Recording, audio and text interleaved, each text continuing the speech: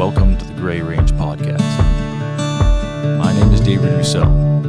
We're going to explore the poetry of how we live, how we learn, and how we find our way along this strange path we call life. If you're curious about people, their stories, and all things savage and wonderful, join me on the Gray Range.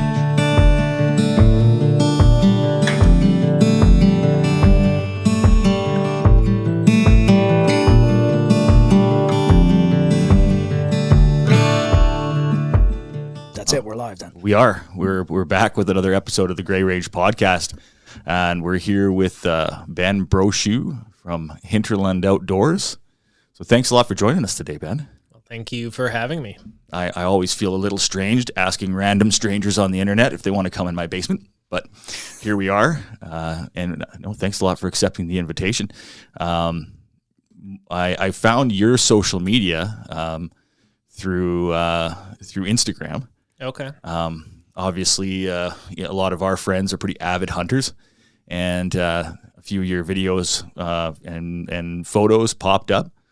And I've been wanting to talk to some people who are involved in, not just casual hunting, but people who are involved in the industry and who are out on the land a lot.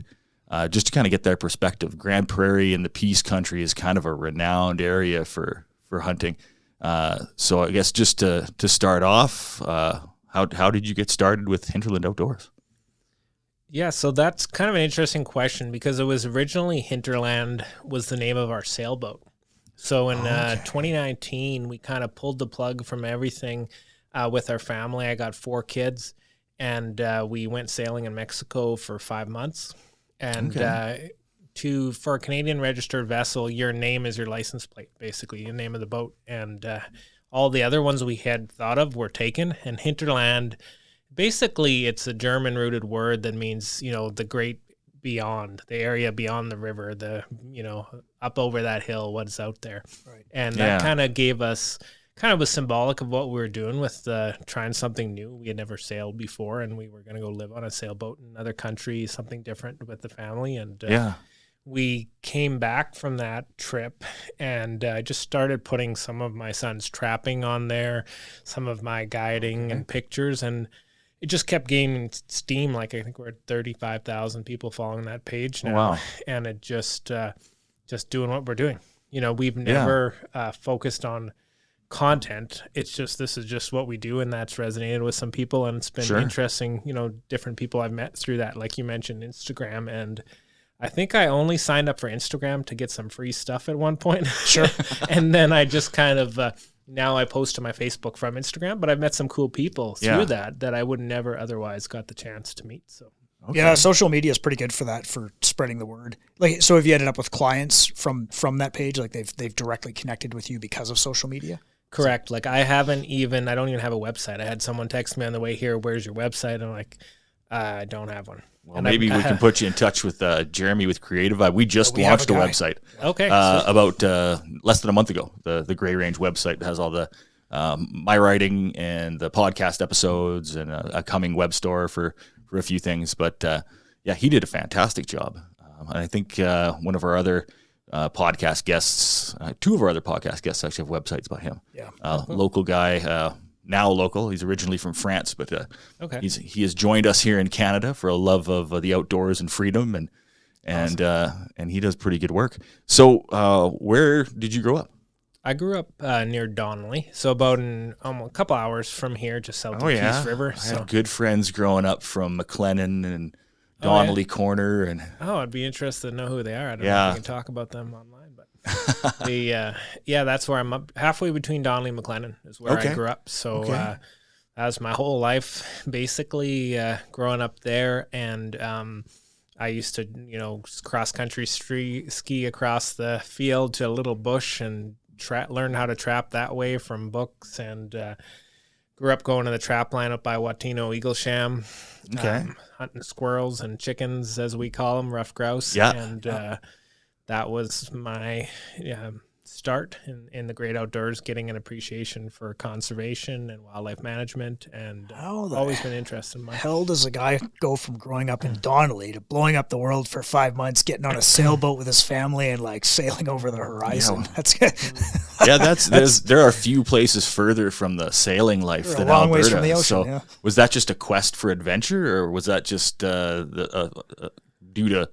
to COVID, and it was time to sign of the times? Or it was honestly just ready for a break. I had been, I don't know if you guys know that, but I was a pastor for a number of years in the DeBolt area. Okay. It seems we have a theme with our guests. Neither one of us are church guys, but we seem to be interviewing a lot of church people. So God's hunting for you. He's working through this podcast, I think, somehow. Yeah, I saw you had Travis on there, so I can't be that bad if Travis was a guest there. Yeah, Travis has been on twice. He's slumming with us delinquents. So. Okay, well that's good. Yeah, no, it was really needed a break from that. Wanted just to do something new. It had always been kind of talking with my wife. We'll retire early and we'll go sail around the world. Just half joking, but half trying to wear her down slowly that eventually this could happen. Yeah. And it was actually my wife, Jess, who said, let's do it with the kids. And I'm like, sold. You don't have to tell me twice. So we kind of started looking. I did a lot of research on sailboats, what would kind of be a good... Well, something we can afford and something that would work for, 6 of us and where to go. And we ended up settling on buying a boat in Mazatlan in Mexico.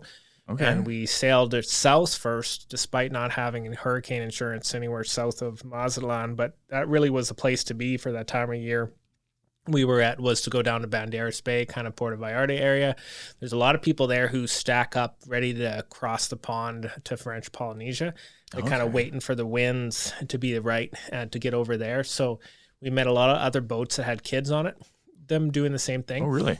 So there was, the kids would do all sorts of stuff and go for runs and climb trees together. And there was little seminars you could learn some stuff. But we basically winged it and just... after we spent a little time there, we headed back north and across the Sea of Cortez onto the Baja side, and then we sailed all the way up to the top at Puerto Penasco. But it's the fishing is phenomenal, the wildlife is phenomenal. The stuff that you see National Geographic with the big bait balls and the birds, dive bombing from the top and the humpback whales breaching so you could feel their wake in the boat. Like we were trying to homeschool on the boat, and then the whales are jumping or the dolphins are, and we're just like not concentrating which on is math a whole nother level of homeschooling that's better anyways. Exactly. And it ended up our kids they missed a whole semester and they missed nothing. It made no difference. They ended up ahead by the experience and definitely don't regret doing that at all. Well, man, cheers to you for following your dreams. That's a wild thing, man. I was not expecting that level of adventure right off the bat. So, cheers for that, man. That's wild, man.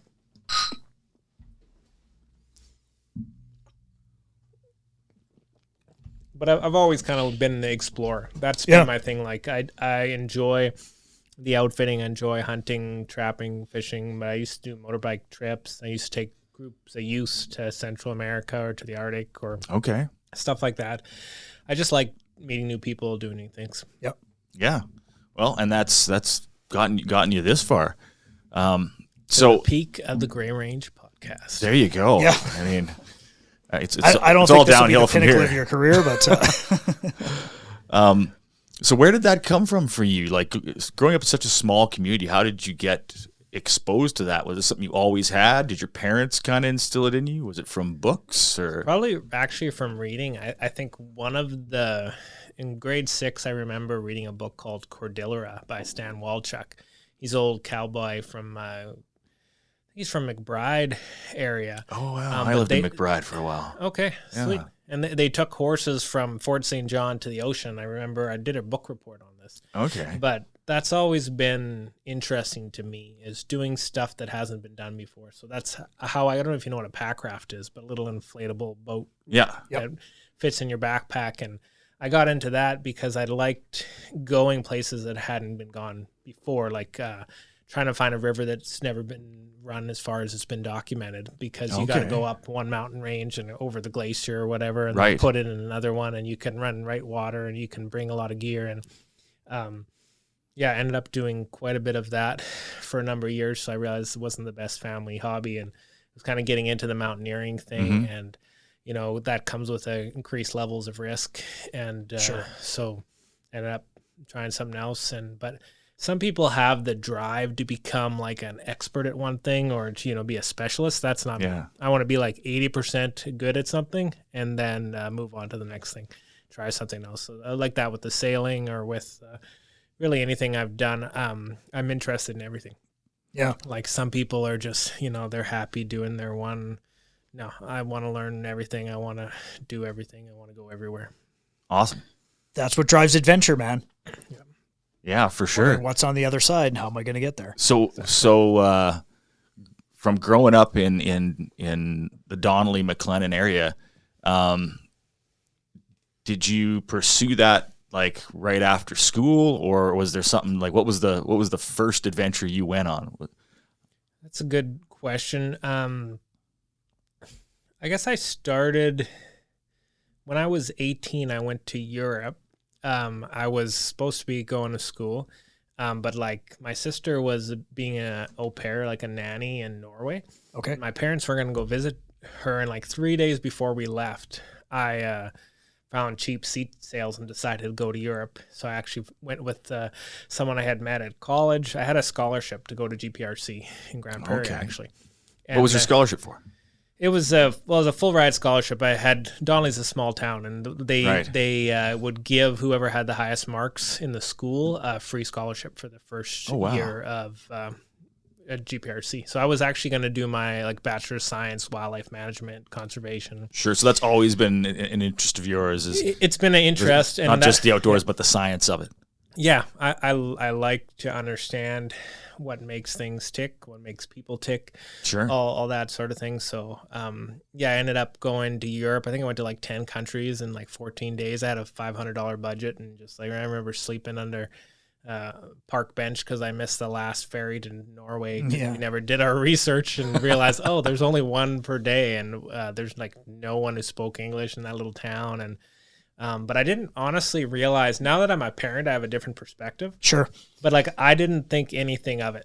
Like, so when I moved out, I was 17 because I graduated. My birthday's in October. It just was last week or whatever. So, I'm 17 years old, never called my parents for 3 months or whatever after I moved out. Just, my son's kind of the same way. He just does his thing. And I remember I was going to flight school at the same time as I was going to GPRC. Ended up rolling my truck, running out of money, and then ended up taxi driving night shift. Just one thing kind of led to another, and that's how this guy's fucking done everything.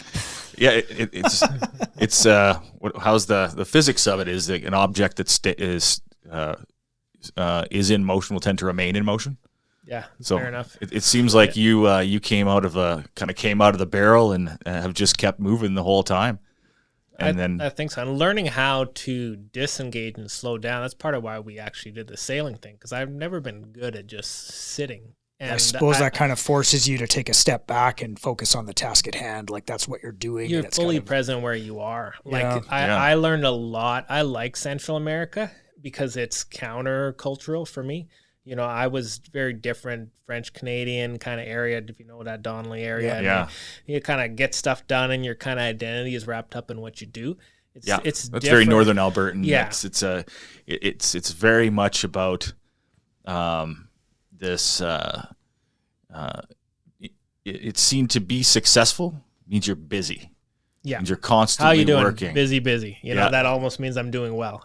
Yeah. Sure. I don't know, but that's what it's a very Northern Albertan way. The young people, they'll ask you, are they keeping you busy? Or I probably get asked that at work more than anything else. That's the measure of success, is if you how busy you are. Yeah. How big is your to-do list, and are you crossing things off of it? Yeah, exactly. Yeah.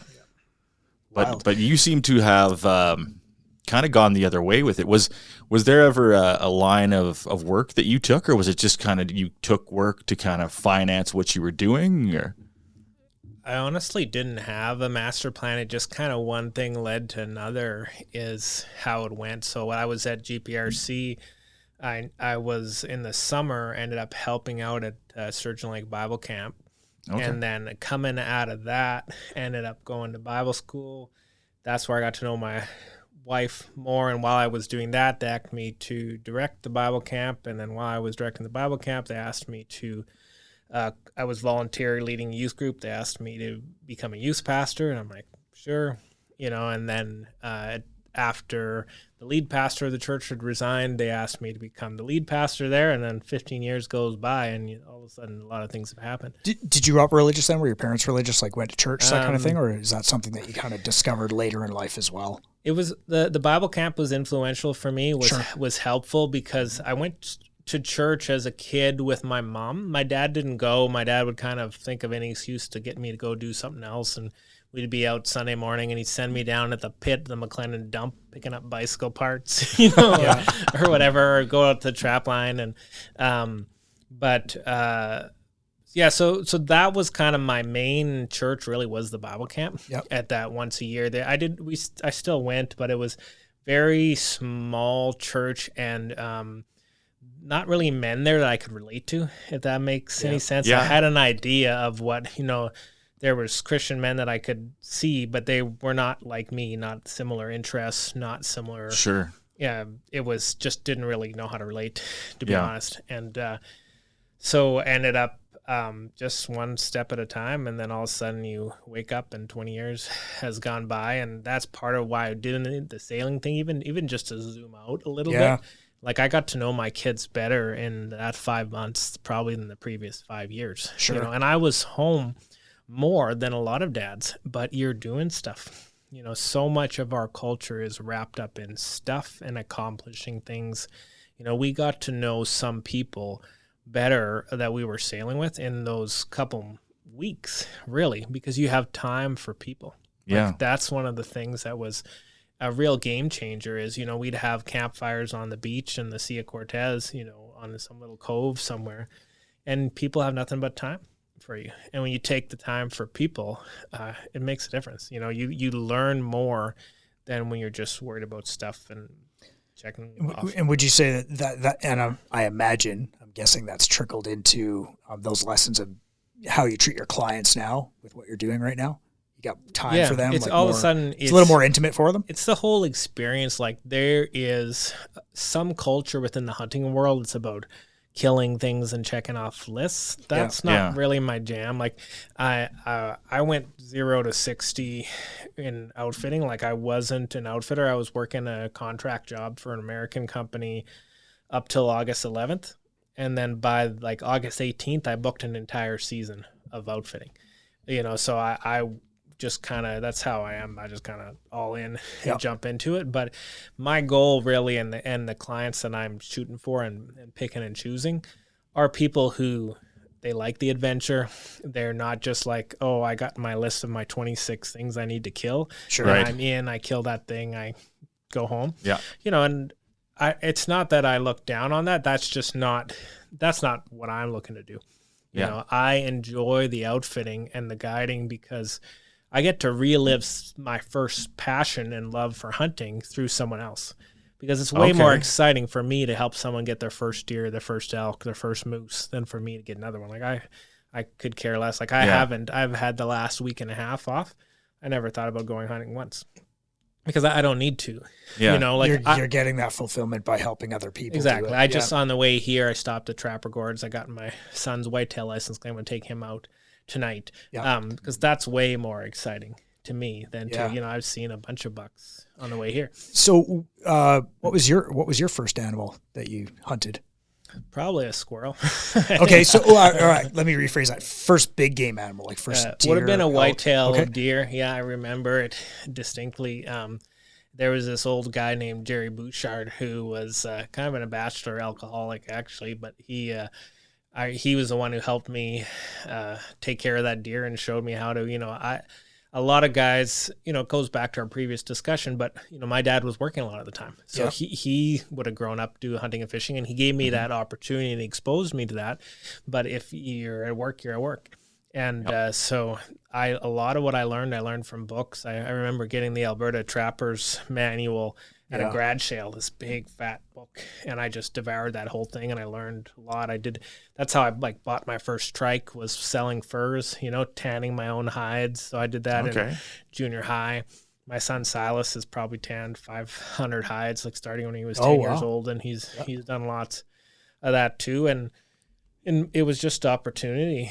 And when you live in Donley, there's not a lot of side jobs before you can drive. So Sure. that's what I did. Yeah. And You got to make your own fun. Yep. Is that where the bulk of your hunting and your guided trips are? Is it mostly around that area then where you grew up, or is it kind of all over Alberta? I've done some there this year. Basically what I did this year, because it was a whole last minute enterprise, in order to guide a non-resident alien, you need an allocation. So I was leasing allocations this year. So I was basically picking up everyone's leftovers. So other outfitters who didn't sell all their hunts, I'd pay them $1,000, $2,000, whatever, to lease that allocation, and then I could sell that hunt. So I'm in the process of buying some allocations. That'd probably be happening this week. But yeah, starting with what I know where I live. I live out in the DeBolt area. I did some of my hunts in that area, but some of them are way up north, just kind of working with what I could get. And I like learning new areas, but the same thing is I don't want to be gone the entire season as much as, I can help it. That's like having an oil patch job. I'm a pipeliner. See you in 5 months. Yeah. Yeah. Absolutely. That's tough. My son's helped and tagged along on a lot of this, but other kids are in school, so I don't want to be gone the whole time. For sure. No, that's fair. Is it still a really busy hunting area up in the McLennan area? I remember because I grew up in Jasper, and we had family friends that were from that area. So obviously we couldn't hunt where we were from. So Grand Prairie was, this time of year, my dad and I would head up here, or we would go up to the Donnelly McLennan area. And I remember it being just like thick with people. There was a lot of hunters. I don't think I'd ever seen that many quads lined up at 7 o'clock in the morning. About 14 years old. You're worried about, getting in someone's in someone's area. Is there still that many hunters up there? There's still a lot. I wouldn't say there's more than around Grand Prairie or DeBolt or anything like that, but there is definitely, and this is what you probably see here as well. A lot of the locals are road warriors. They can hunt morning and evening, so they're going for quick drive here and there. Yeah. When you get into the backcountry, as soon as you start walking, you don't typically run into people like I did a hunt there a couple weeks ago, not even a week and a half ago. I guess we finished early, but we didn't see anyone. We saw one other person hunting, and we got a bunch of moose. And there's still spots, where you could go in the Saddle Hills and hunt with everyone else, or you could take a little walk. All the elk we got this year were, places had experienced heavy hunting pressure, but a lot of people, they're not really walking. So once you're off the roads, there's still lots of game out there. Do you kind of try and schedule your hunts then for midweek where possible, just to cut down on the traffic? Is it like if you had to pick, would you rather hunt a Tuesday, Wednesday over a Saturday, Sunday kind of thing? Yeah, when I was hunting for myself, certainly that's what I did. My day off when I was pasturing was Monday, so I love that because hunting and fishing, you got the place to yourself. Yeah. Basically, this year I had no days off from September 3rd till October 12th was the end of my last. Okay, so you just hunted every day. Which I wouldn't do ordinarily. And even talking to some of the clients, if this was me hunting, we wouldn't hunt today because the weather is terrible. But you're here to hunt, so we're gonna hunt anyways. And but it's it would be nice to avoid the weekends. But once you're in the real bush, it's not a huge difference. Really definitely in the farmland zones, by all means, definitely better to skip the weekend if you can. Yeah, for sure. So when you're kind of getting into the backcountry, how far are you going? It depends. I took this one guy on what we called the world tour the other day, where we did probably close to 100 kilometers in a day on a side-by-side. That's not typical. We started out that hunting within a kilometer of camp and just slowly working our way out. We did a wall tent camp, so we're right in the middle of the prime habitat, and we're hunting right from camp, and then not spooking stuff, not creating a bunch of disturbance, just kind of hunting our way further outward. But that varies. We did a riverboat hunt earlier this year where we were, 60 kilometers from the nearest person. Yep. Probably we were out there and it showed in the quality of the moose. Yeah. I saw a video you guys had earlier this year where you had you had taken one elk, a bull, and another one came in. When you guys were you guys calling those in? That was right during the rut. Oh, so yeah, well, that happened twice. I think the one of them was probably my son's video where they were trying to take a picture of the elk that they had just harvested, and because he was calling previous to that other bull remembered, where that call had come from, and came right in. He was 10 yards. They could have got another one. We had that. We were packing out the next morning an elk that we had got the evening before, and we're just walking. All of a sudden, oh, there's a bull elk, So. Yeah. There, and those are not areas that no one else hunts, to be honest. It's just a matter of a lot of guys call too much. A lot of guys, they're not really understanding the elk's behavior, where they're going to be bedding, where they're going to be traveling through, where the feeding areas. Mm-hmm. And I've learned, my son, who's 17 now, he's learned more about elk hunting in the last 2 years and taught me more than I learned my whole life, just because he's been hunting every day. He's trying to get a big herd bull with his recurve bow.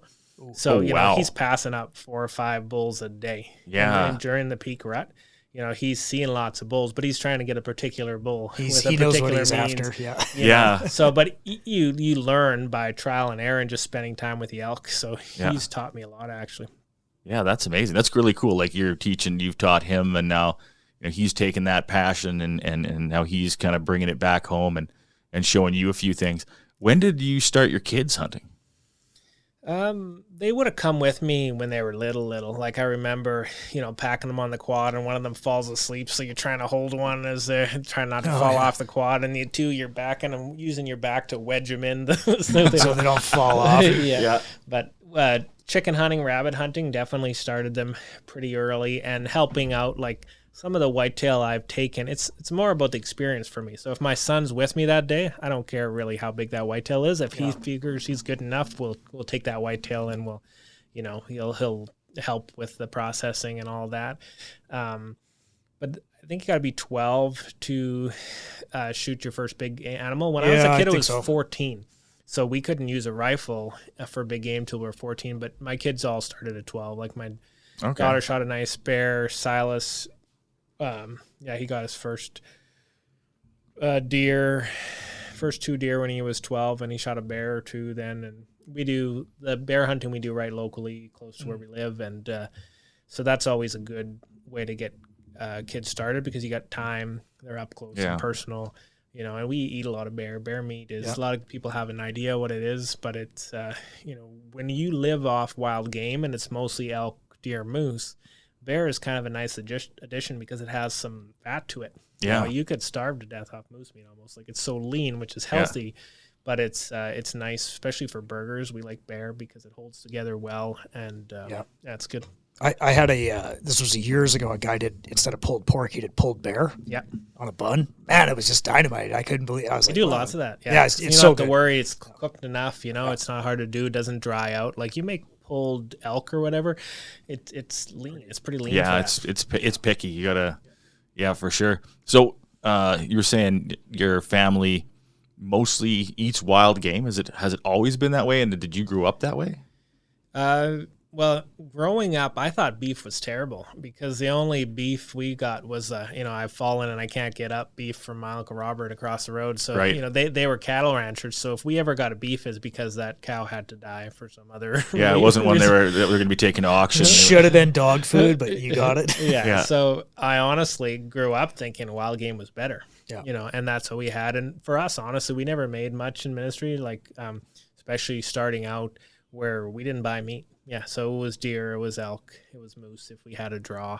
And, we've kind of kept, my wife now, she'll buy chicken or something like that. But, my kids call grouse real chicken, so they're like, that's what they think chicken should be, is a rough grouse. So we eat a lot of that. And we've been blessed the last couple of years, try to make a trip to the ocean once. And, we got a freezer full of halibut and salmon and lingcod and rockfish. That's a good deal. Crab and prawns, and it's worth it. Yeah, we've got some family on the East Coast, and they ship us a couple of care packages a year. So that's awesome. They're jigging for cod and all that stuff, and you get the big freezer pack, pick it up at the airport with 25, 30 pounds of fresh cod and stuff like that. It's we're landlocked. We're not getting a lot of great fish here. And with our limits, I'm like telling her, we're like, get in the boat because I need that fish.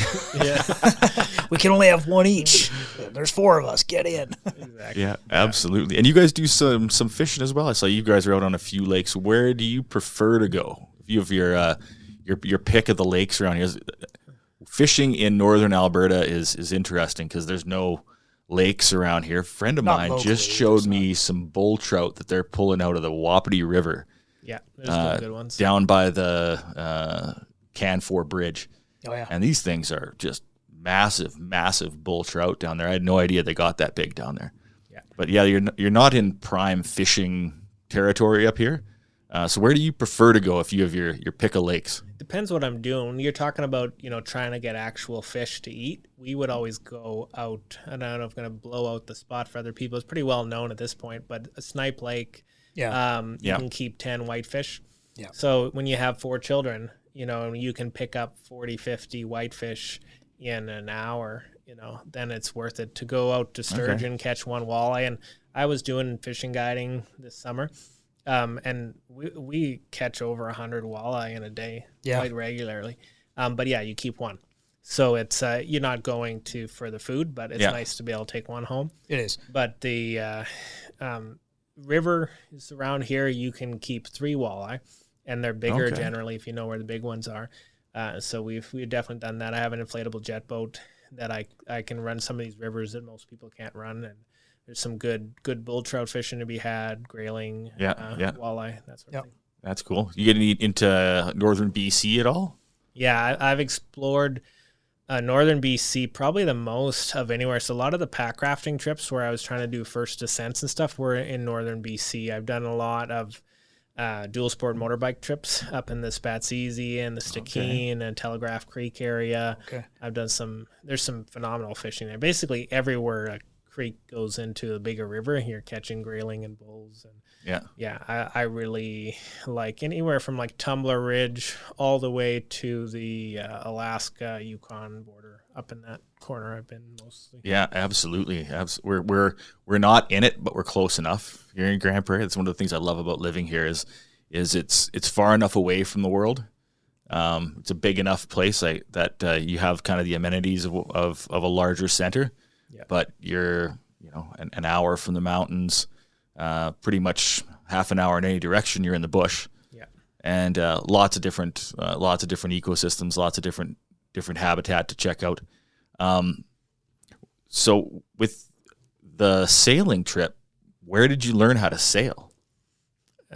Sturgeon Lake, honestly. Truth is we really didn't know how to sail that well. So I had bought a little trailer sailor in Edmonton for $5,000 sight unseen, and then we picked it up that winter and took it out on Sturgeon Lake and kind of played around, got a feel for it. Then we took it to the Sunshine Coast. We were gonna go all sorts of. We're gonna go to Lesser Slave or maybe Great Slave. Then we realized that wasn't a good beginner sailing location. And then just at the time, the weather was so nice on the Sunshine Coast that we said, screw it, we're just going straight to the ocean. Yeah. And we went for a week or 10 days maybe with the kids on the 26-foot trailer sailor boat.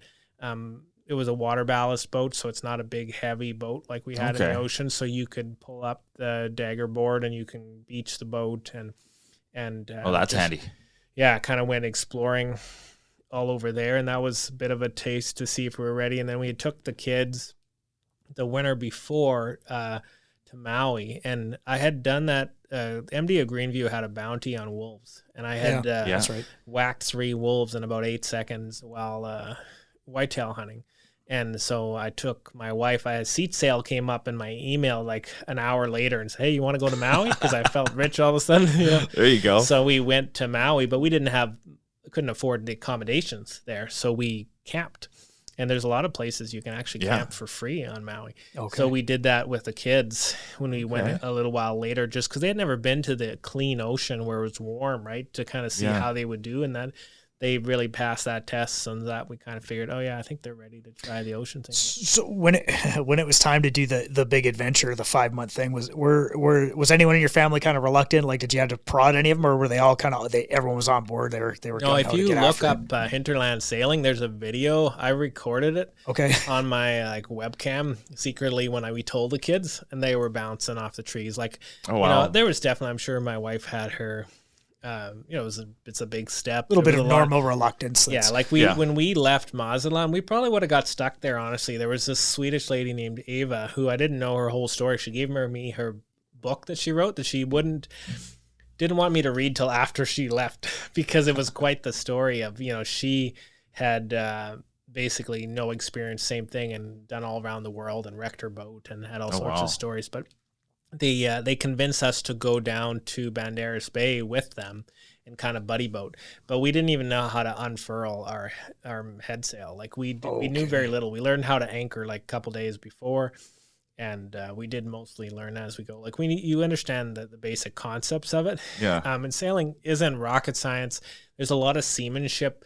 Like I did have experience with whitewater paddling. That helps, currents, wind. You had a little experience, water meteorology from flying. I knew a little bit of weather. Okay. All of that kind of helped. Yeah. But yeah, basically, I still, if you had to ask me how to explain how to sail, I probably couldn't tell you.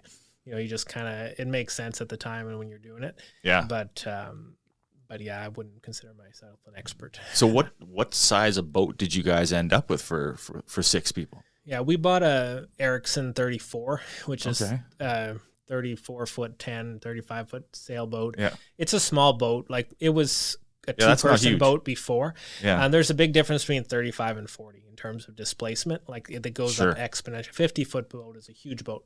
Sure. In comparison. Yeah. But we, instead of, we had a budget, we spent about $50,000 on our sailboat.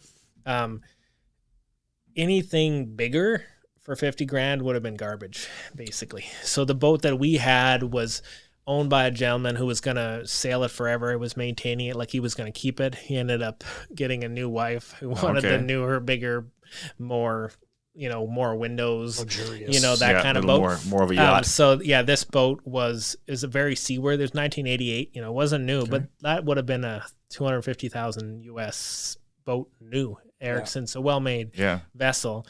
And it was maintained well. So, we were out there 5 months and we had no major issues. Like we didn't even change the oil. We did nothing. We just used the boat. Okay. So that was good because you could buy an old sailboat, spend your whole trip fixing it. Yeah. That wasn't my idea of a good time. So. Wow. Was it hard to let it go when it was time to get rid of it? Yeah. It was. But if we weren't going to come back, it's like we was tying up a big chunk of money. Right? That's right. Yeah. So we rented out our house when we went. So we could have, that's the crazy thing too. I was, I think 37 or maybe I'd have to figure it out. But when we went, or maybe a little bit younger, but could have retired really. Yeah. Like for what we were renting our house out for, we could live indefinitely in Mexico. We were saving money sailing. In Mexico because it's not expensive to live. You can eat out with your family of 6 for $10, especially if you're living like the locals. Yeah, there's nothing to spend money on the Sea Cortez. Like there's a lot of sand and a lot of fish. And I've known a few people, mostly in the southern states, like the Gulf states, Florida and stuff like that. That they come up here to work and then say, well, where do you live? I live on a boat.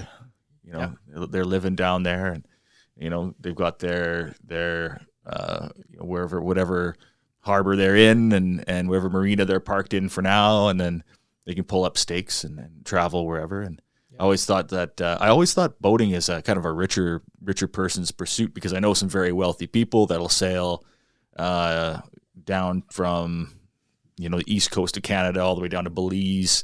Have places down there, but I had no idea it was that accessible for somebody with the interest and the curiosity to chase it down. Oh, it's very inexpensive because you can spend most of your time on the hook, as they call it, where you're just at anchor. So the people who are in the townhouse in that same bay are paying thousands of dollars, and you're just out there for free. You pay to use the dinghy dock at the marina. You don't have to stay at the marina, and you pay your 100 pesos a day, and you can use the Wi-Fi and the showers and whatever there. So it's definitely, and that's one thing I enjoyed about the sailing is there was no economic stratification on the people you met. So you'd be having a potluck on the beach, someone who is, poorer than you and someone who's a multimillionaire, you don't even know. It doesn't matter. Sure. You might be hanging out with someone for a week and find out, oh, they're a doctor. Yeah. No one cares. No one knows. Yeah. That's an interesting culture. I didn't know it was that deep. What brought you back? Oh, we had agreed kind of this was the plan to go for 5 months. So then, then you got hurricane season is really what brought you back. It's getting pretty hot by that time of year in the Sea of Cortez, and it's not a great beginner sailing place to be in the hurricane zone at that point. So, just kind of, life. That's the crazy thing is, it takes two people working full time to end up the same places if we had stayed on the boat and not done anything. Yeah. Oh, that's really neat. So, I mean, you come back from that adventure, and did you get right back in? Did you get right into outfitting? I did that fall. Yeah. So I had arranged while we were out sailing to, one of the outfitters in the Deboltary, he actually passed away in a riverboat accident. So I ended up helping out his family for that season. Okay. And then one of my moose hunts got canceled. So the client had to bail for whatever reason. So I ended up guiding for a different outfitter. And then that would be my first full season of guiding. I had always done a little bit on the sides. When I was in high school, I worked for an outfitter. And as soon as I turned 18, I always did some. Even when I was in college, even when I was in Bible school, I did, some either spring or fall guiding. But that was my first full season. It would have been that 2019. Yeah. So is that your full-time income? Is it particularly outfitting and guiding now? It is now, but as of like August 11th. Yeah, because before then I was contracting an oil and gas job, and then all of a sudden the leadership plane changed and they pulled out of Canada. So that's where I pulled this season together last minute. But I've done it. There's not a lot of outfitters making a full-time living at it, but that's my plan. And I don't have high salary requirements, right? So I just need to make as much as I was before, which is not much. And there's a lot of ways to lose money outfitting. Yeah. Like my aunt, basically, who's my Uncle Dave was an outfitter and kind of was my first exposure to it. He passed away a number of years ago, but she warned me, don't do it, basically. But which is 100% reason why you're doing it. Yeah, pretty much. Don't do it. I'm a little bit like that. Yeah, I'm not gonna I could see that. Yeah. But awesome. Yeah. No, that's really cool. So I noticed you guys were going after a few bear. Are you guys seeing a lot more bear? I hear that anecdotally that the populations of black bear and grizzly bear are quite high in northern Alberta. Is that something that you're seeing? I would say, like, there's always been lots of black bears. There's always more black bears than you see. Some of the bear baiting that we're doing is, black bear hunting is baited hunts. So, we have 15 to 25 different bears at each bait. So, but that's because we're drawing. But even that, like, we have some baits that are quite close together with no overlap. So the density of bear and the bear habitat in this area is phenomenal. There is definitely more grizzlies than there has been. Like, part of my previous job, I was a problem wildlife officer for the MD of Greenview. Okay. So I had all the information from the government. And there's more than a few grizzlies in the MD of Greenview. Oh, yeah, for sure. And like, even with, I don't know if you guys have discussed this on the podcast, but some of the recent changes that Todd Lowen brought in with Fish and Wildlife are whacking grizzlies all the time. They're just not telling people. So it's not like we're opening harvest for grizzly bears that wasn't happening. Those problem bears are getting killed regardless, and they have been it's just being done by the state instead of a revenue stream for hunters to go out and Alberta always had a pretty rich bear hunting heritage. We had boar spear bear hunting for a while until some unfortunate gentleman put his video up on Facebook and caused some outrage. I was actually just listening to a podcast with Joe Rogan and Luke Bryan recently. I think it was yesterday or something like that. Surprisingly, it was 3 hours of talking about hunting. Okay. I think there's about 20 minutes of talking about music at the end. But there's a lot of talk about. It's funny to hear about the BC and Alberta bear hunt and that situation is such a prevalent conversation in the hunting world that it's talked about, down south quite a bit. Yeah. What are your thoughts on bringing back something like a grizzly hunt in Alberta, and British Columbia? Yeah, no, I think it was taken away largely for political reasons, and I think that's the hurdle going forward. Anecdotally, you start talking to the outfitters and the trappers. It's not a question of whether the science supports a sustainable hunt or not. The numbers are there. I have had elk hunters that were successful with me this fall who had spent a bunch more money on a previous elk hunt. They see 18 grizzlies, no elk. Yeah. There's a correlation that is there. When we, first day sheep hunting a while back, we saw 8 different grizzlies. It doesn't mean that I'm not against predators. It's part of the ecosystems. I dealt with problem wolves a lot when I was working for Greenview.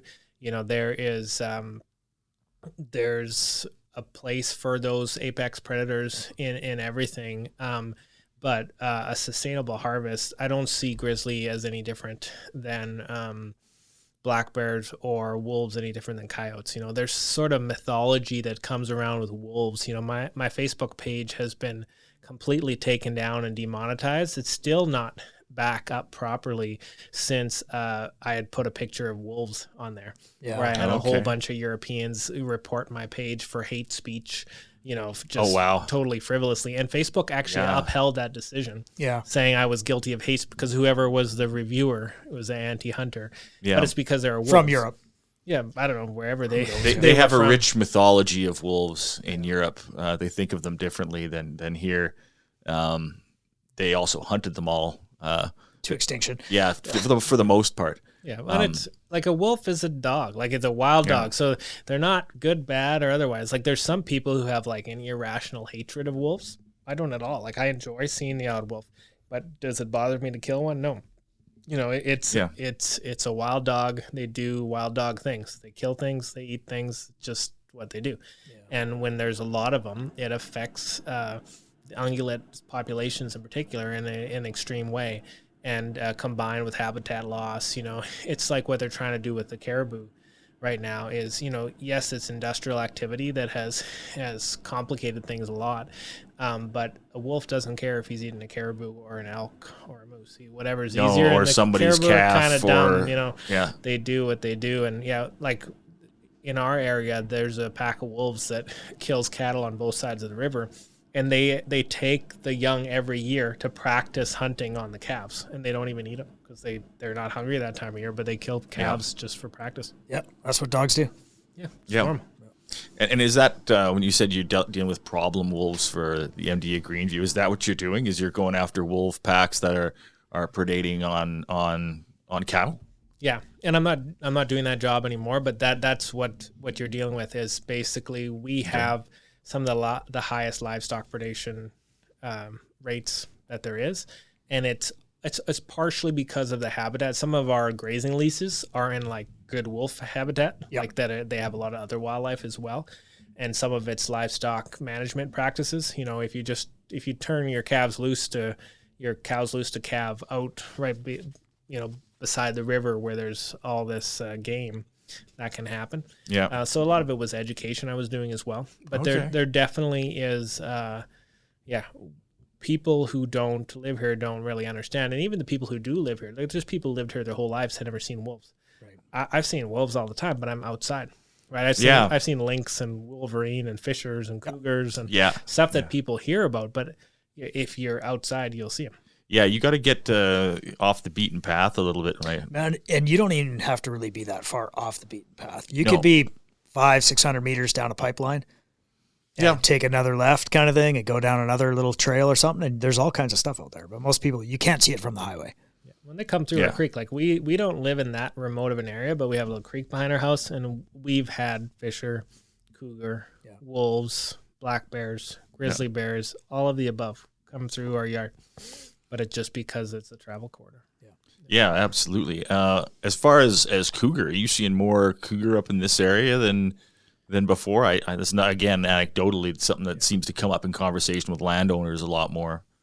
Yeah, I think there is on our trap line anyways, like where we wouldn't see there, there's there's someone who swears that he saw Fish and Wildlife dropping off cougars in that area. I heard a rumor of northeast of Grand Prairie quite a few years ago. That's relocated from the park or from the national parks or something like that. I can't confirm or deny that, but I know that we have, cougars eating our marten out of our marten boxes on our trap line. Yeah. So they're, and the cats are not particularly wary. Same thing with the lynx. Lynx are doing well right now. Basically, when the fur prices are terrible, there's lots of game out there, and there's nothing wrong with it. I like lynx, but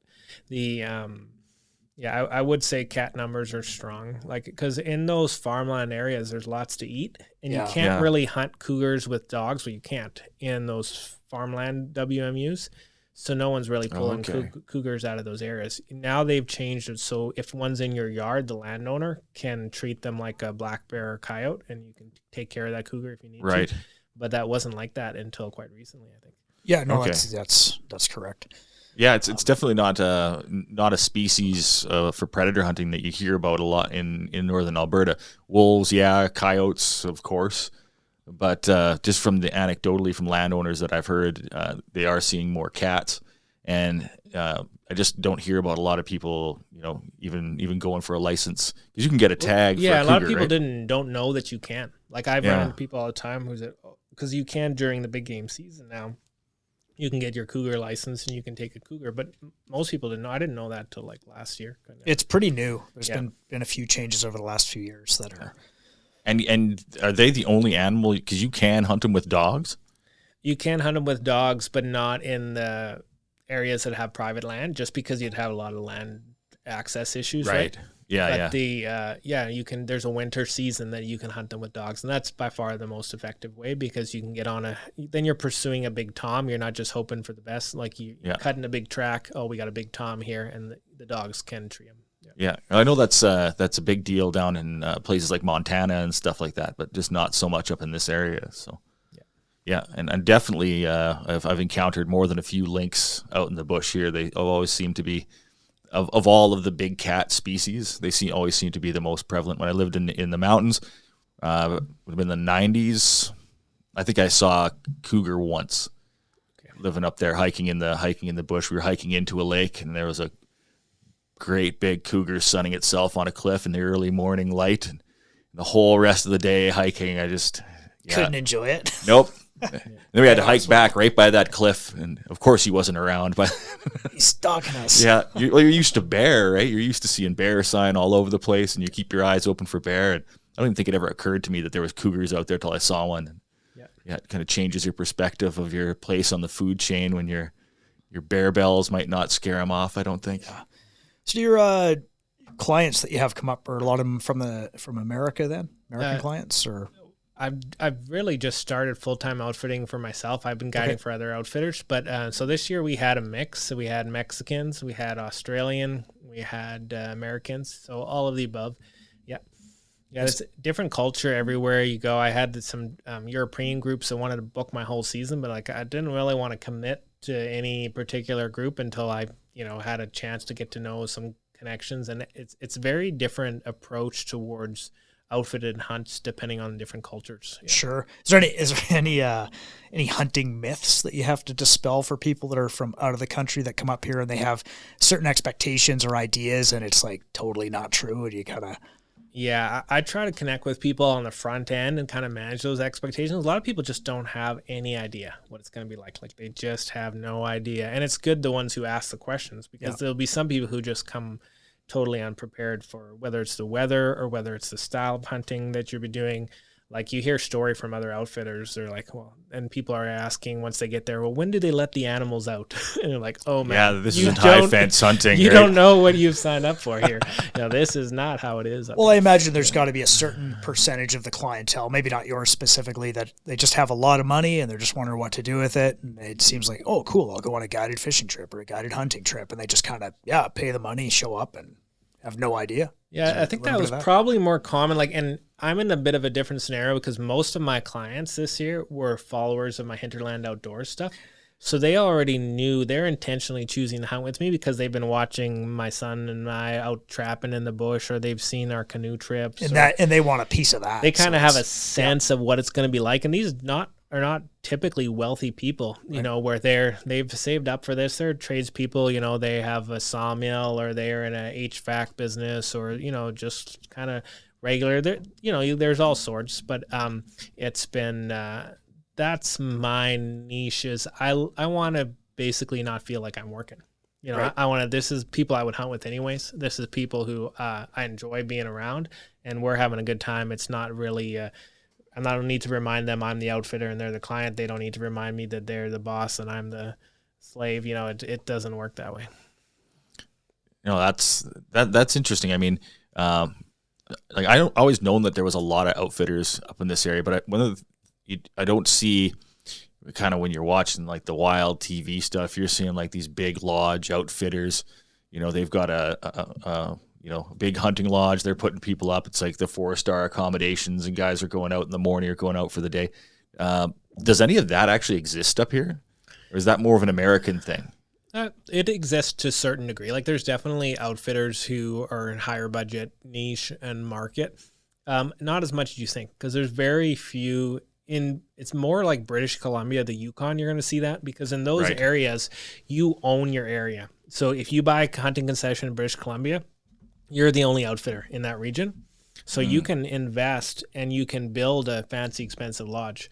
If you do that in Alberta, it's kind of a risky idea, and because there could be 7 different outfitters in your zone doing your thing. So that can mess up your plans.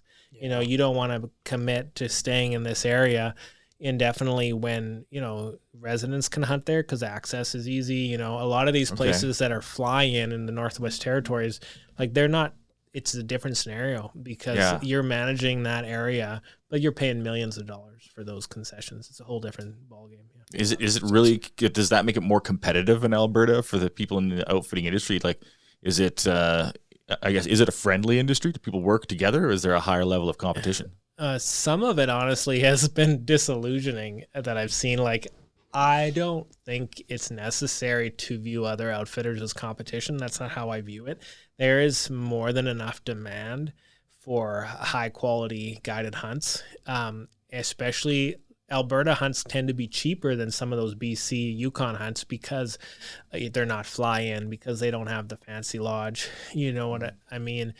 So I've worked with, I bet you I leased off maybe 8 or 10 different outfitters this year. So there's definitely been some guys who have, you know, approached us, hey, we're all this in together. We're trying to preserve our way of life. It's like trappers, you know, you're such a small segment of the population, and there's a large majority who doesn't understand what you do, who don't realize that you're actually pro wildlife. Seems better to stick together. Your way of life could evaporate with one ill-informed decision by the populace. That it's stupid to. Well, you would think even from a survivability of your business, from the perspective of, you know, let's say you get sick or you break your leg or something, and you've got clients coming. Like, if you're friends with other outfitters, there's a possibility they have other guys that can help you out and get you out of a jam. Maybe they can look after that hunt for you and reciprocate that level of, you know, that way everybody succeeds, right? And you kind of create a bit of a safety net there too, or like you say, the table's big enough for everybody to eat. So I think 100%, because you can only take so many people. Like, so if I'm full and you're not, why not? You know, and that outfitter, they might like that guy better and stick with that. Fine. But there's only, to operate on goodwill and with the other outfitters, only a win-win for everyone, I think. Well, and it looks better for you too. If your calendar is absolutely full and there's demand for it, and you push them somewhere else, it also looks better on you, because you're not trying to be exclusive to the industry. You're not saying, hey, look, man, you can only hunt with me. You're my client, and I can book you in next year, but not this year. You're helping them to get the hunt, even if it is with somebody else. Like, that just pays dividends for everybody. Yeah, so it's a win-win. And they're basically the good outfitters. Once you're established, you're booking 2-3 years ahead of time anyway. So, you know, it would be very short-sighted scarcity mentality to, be protected, and that exists. Sure. I've run into it already, but it's I don't think it has to. There's the industry as a whole will benefit from guys helping each other succeed, and girls. Yeah, for sure. Are you seeing amongst your clientele people that are newer hunters? Like, we've definitely heard of in more people that are interested in self-sufficiency. Maybe that, closing the gap on that supply line with their food since COVID. Yeah. Is that something that you've seen amongst your clientele? Yeah, I've seen that in my whole life, and even the messages I get through my page. There's a lot of people who I worked at Trapper Gore during COVID, actually, and it was interesting to see just a huge resurgence of interest in self-sustainability. Yeah, we saw the same thing in our shop too. It was just a huge difference, and some of it has subsided, but not to the level it was. So there has been an increased awareness of, where does your food come from, and what would I do if I was left in the bush with a knife and a little bit of cordage. Like, it's been that I've been asked to do that alone show, and I don't even watch TV, but like that sort of thing is popular these days, this kind of survival things, sustainability, and even like learning how to tan hides. I get lots of messages all the time. How do you tan hides? How do you do this? So there is a lot of people, like I've guided guys who come because they want to eat wild meat. They want to know where their food comes from. They want organic, free range. They want to use every last piece of that deer, the caul fat, the organs, whatever. Had one guy come and he cooked for me when I was the guide, and showed me he'd learned all these different things to do with every part of the animal, and that's been really interesting. I like that. Like, you get some complete noob hunters who don't know anything, but they're almost easier to guide because they don't have to unlearn their bad habits, and they don't think they know everything. Like, I find the easiest people to guide, honestly, are complete noobs and women, because they listen and they're conscientious. That's funny how that's a recurring theme, because we teach firearm stuff, we teach classes, teaching people how to shoot pistols, rifles, etc. And complete noobs are always better, and women. Because they just they don't have what we call training scars. I don't have to undo 20 years.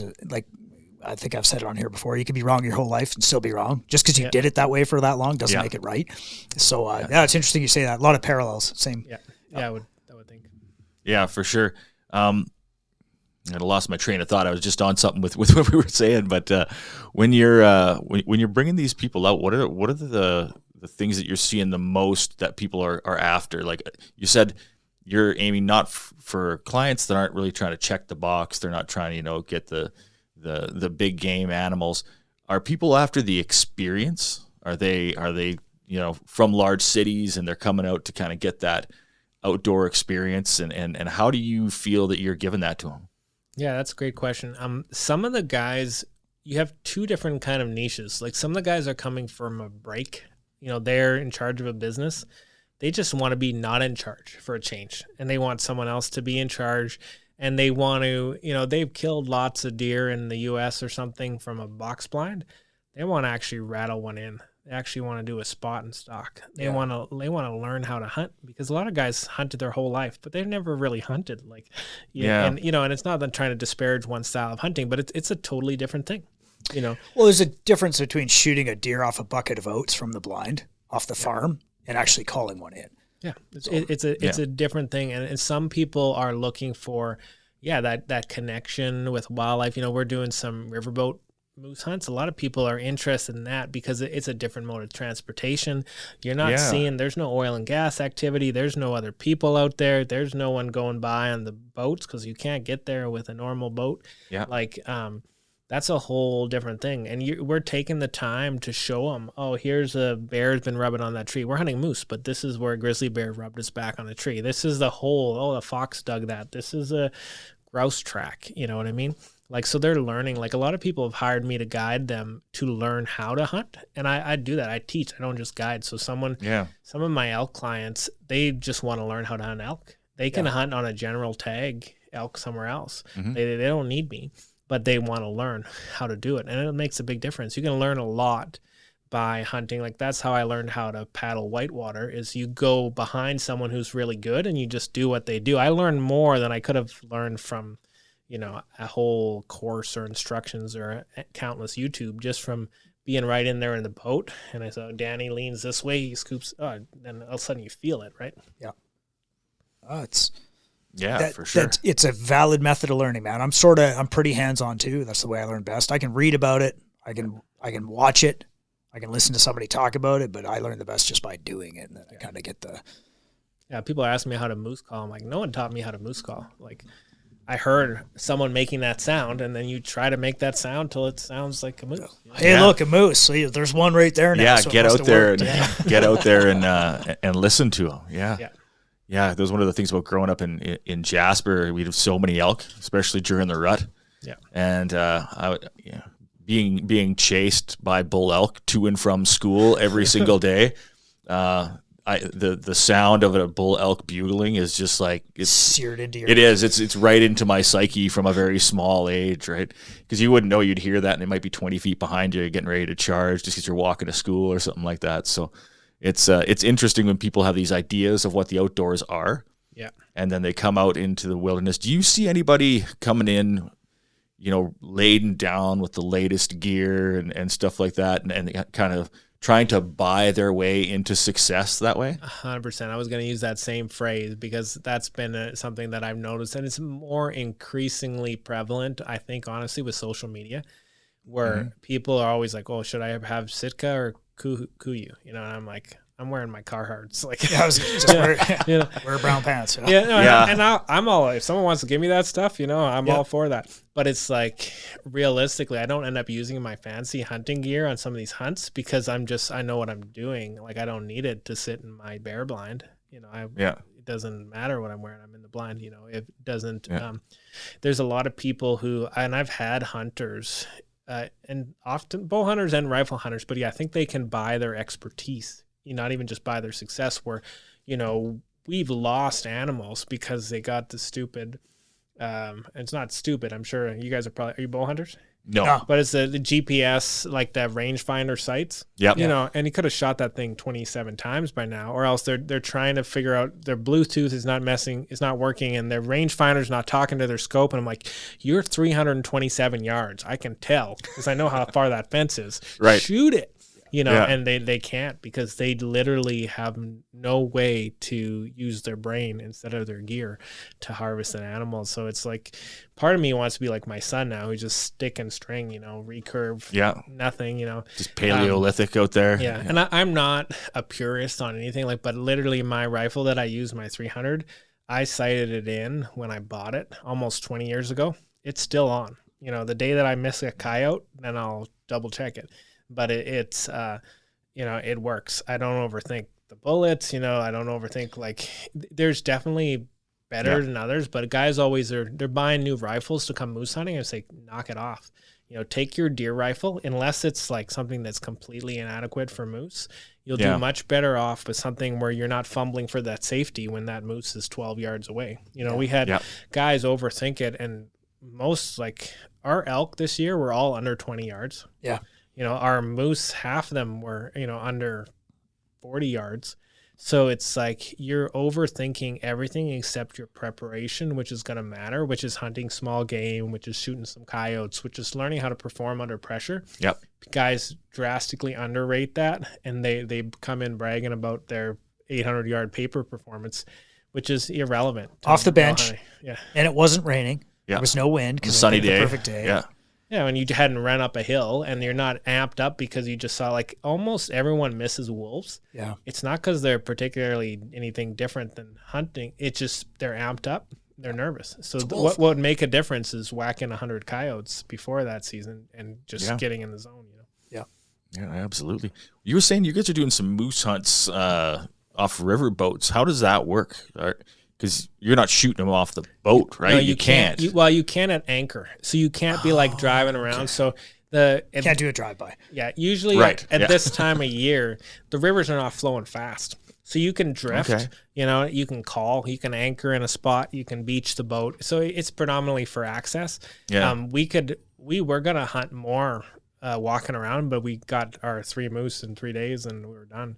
So but you can't discharge a firearm from a motorized vehicle, and that includes a boat. Yeah. But if you're at anchor, then you're fine.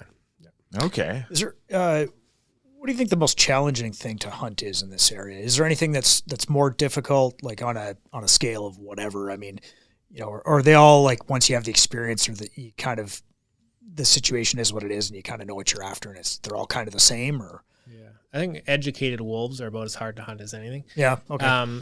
Whitetail, when they get big, like, people think elk are the hardest to hunt, but it's mostly an access issue and mostly a pressure issue. If you guys who know how to kill elk, get elk every year. They just do. But I would say, really, whitetail can get real smart. Mm-hmm. Like, they don't get old by being stupid typically. Mm-hmm. They still make mistakes in the rut, but it's like, it's not even the species sometimes. Like, some of the hardest things to trap an educated beaver can be really hard to trap. Yeah. Like, I've heard, once, because when I was doing the damage control beaver trapping, someone had already hacked at these beavers for like weeks or months or years. So this beaver will not go by anything that smells, looks, anything that's weird, like especially in someone's dugout or something. Sure. That's been some of the hardest puzzles I've had to solve is, educating beavers, smart as a mouse, really. Yeah. I had a friend of mine out on his land, and we used to kind of camp back on this crown land and kind of bordered right on his property, and we were walking out there the one time, and he kind of whips up the 22 out of nowhere and fires a shot by the creek, and I'm like, what the hell are you doing? He's like, that damn beaver. He's like, we've been trying to trap it, we can't shoot it. He's like, and then it would slap its tail just to kind of laugh at him until you missed again. That's kind of like, you can tell when a raven's been shot at because you just slow down. It's like they can hear the window roll down. Oh, they're smart. Like, when I was a kid, we had magpies eating our dog food all the time for years and years, but they can tell if you have a rifle or don't. Like, once if they'll learn that, they'll remember that the rest of their life. Yeah, corvids are smart. They seem to be able to teach others too. So you kind of, once one clues in that you're the bad guy, the rest of them will kind of, they'll all know. What's the worst thing that's ever happened to you while guiding? That's a good question. I've been really fortunate. I'm trying to think of, like, safety wise has been good. We've been successful on the hunts. Like, it's probably one of the few guys could say 100% opportunity rate for career on animals. Like, no one's walking away without a chance at animals so far, fortunately.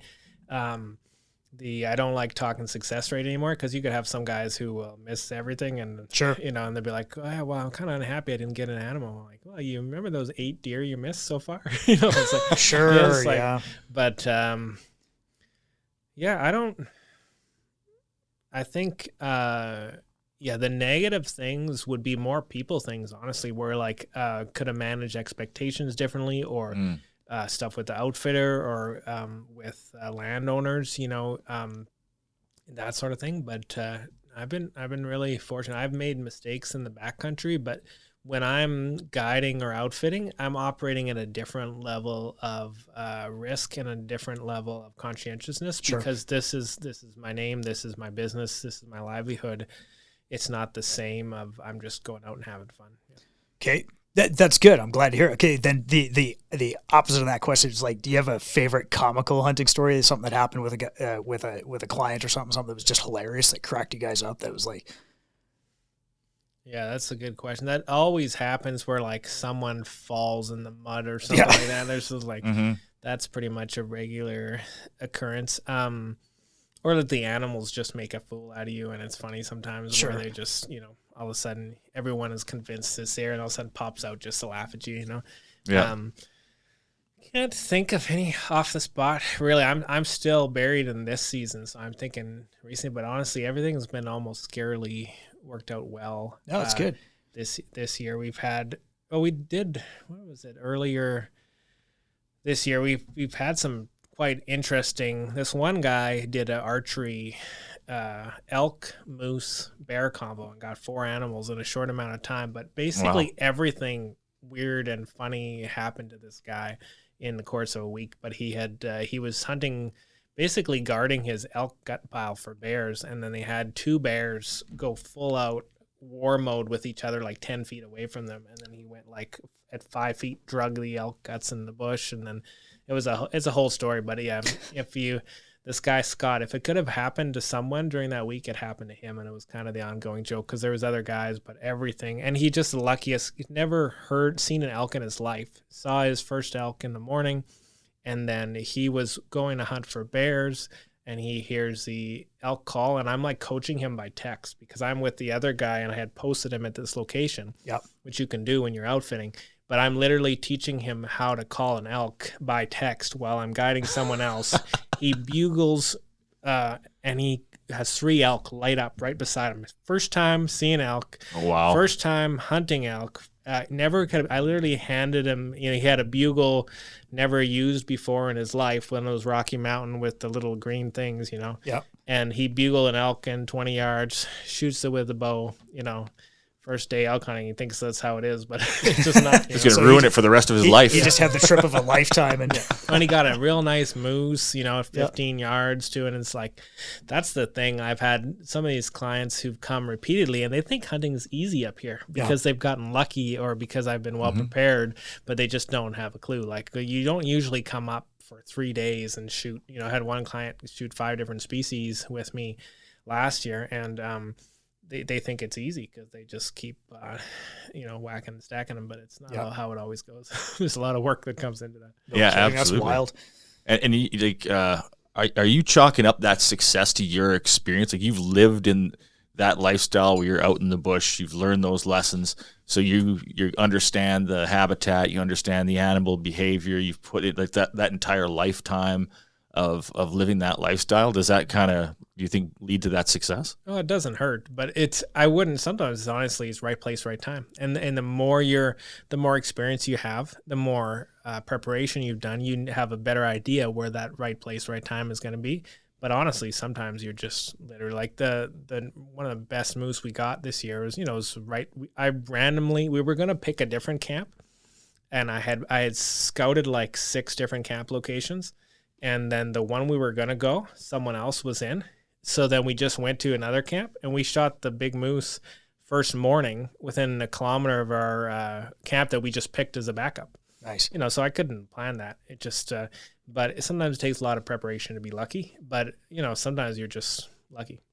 Yeah, I'm for just sure. thankful that this season has worked out better than it should have because I had to throw it together short notice. Yep. One thing I've done is I've hired like the best guides, and I pay them well, which helps a lot because I'm not, this is the guys I trust as much as I trust myself, both with their skills and their good judgment. Cause that's a lot of it. You could be a great hunter and a terrible guide because you're no good with the clients. You have bad judgment. You're pushing the luck, like I want things to be safe. I want them to be legal, and I want the clients to have a good time, and so that's a different level from someone who's just knows how to kill stuff. Yeah.